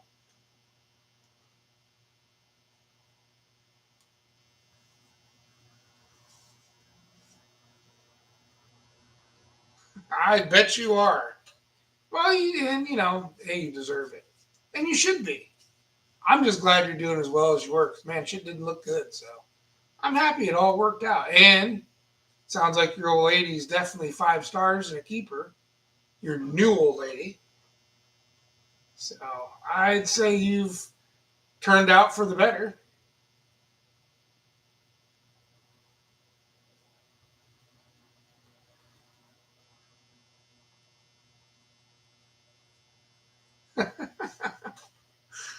Uh, well, if she does have a boyfriend, I feel sorry for him. But I do, but I don't. Because she's fake, you know? Ooh, nice. Very nice. Well, good. I'm glad to see things are finally turning your way and going, and the ball's in your court now. That's good. You freaking deserved it after all that shit. Oh.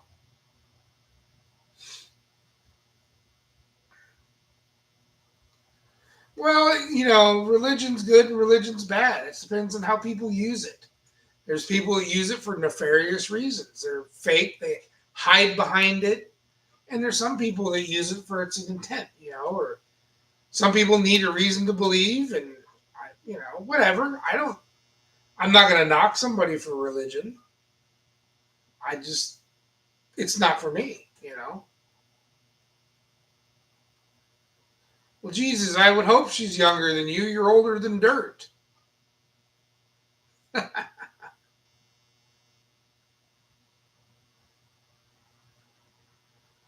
that's good.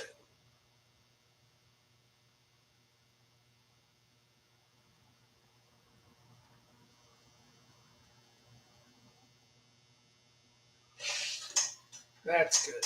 I'm sure we'll meet her at some point in time.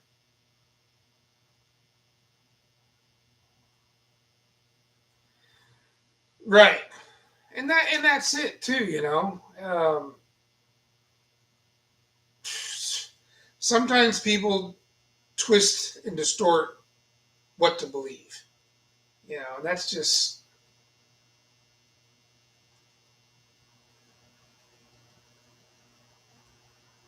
oh, Dean's a word wizard. Don't shit yourself. He's a word wizard. Dean writes the books.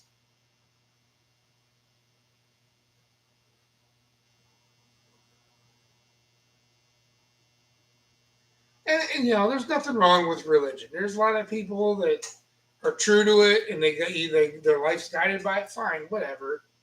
I just I believe what I believe. And yeah, there's a God, but I'm also a realist in a way, so I believe what I see. You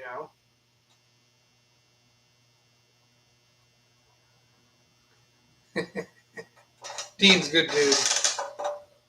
Dean's a smart guy. They usually say that he's the brains of whatever operation he's involved in.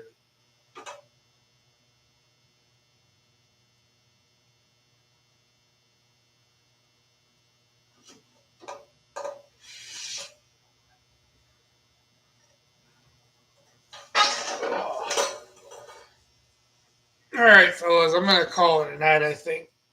Oh, close up. Not me. I can barely speak English. You're not that bad. No, but it's time. It's starting to get chilly in here. It's not warm like it used to be. Hell, we've been on for over 3 hours. But I hadn't done a live in a while, so I figured I better make an appearance. Since I didn't put a video out this week. May not do it next week either. Who knows? I was glad to have you guys on. It's always good chats. Yes. Well, it's been a while. Back when you were first laid up, we were on for. We had a couple long ones when you first got laid up. It's been a while. I've been busy. It's just when I turn the live on, I think, well, I'll work and do something. Well, I got to read what you guys are writing, so it's hard for me to work. And I don't know. I could do the other version thing, but then the microphone's sitting right here. I don't know. This just seems to work really good. I get a better one-on-one anyways this way. But oh, I bet you are. I would be. So, anyways, I'm gonna park this train. Turn this thing. So, anyways, thanks guys for hanging out. I appreciate it. Always count on you dudes if no one else shows up. And then Gary and Chaz and John Shokar and all. I don't know who else is in here. It says there's 5 people. Okay, yeah. Most people are gone. All right, guys. Y'all have a good night. Enjoy your Sunday. I'm going to be having coffee and watching a few videos in the morning anyways as I call my son and bother him. So we'll talk to y'all later. I'll try to do some more lives. I'm sure now that the weather's getting crappy, I'll Sunday doing arms. All right, guys. Good night.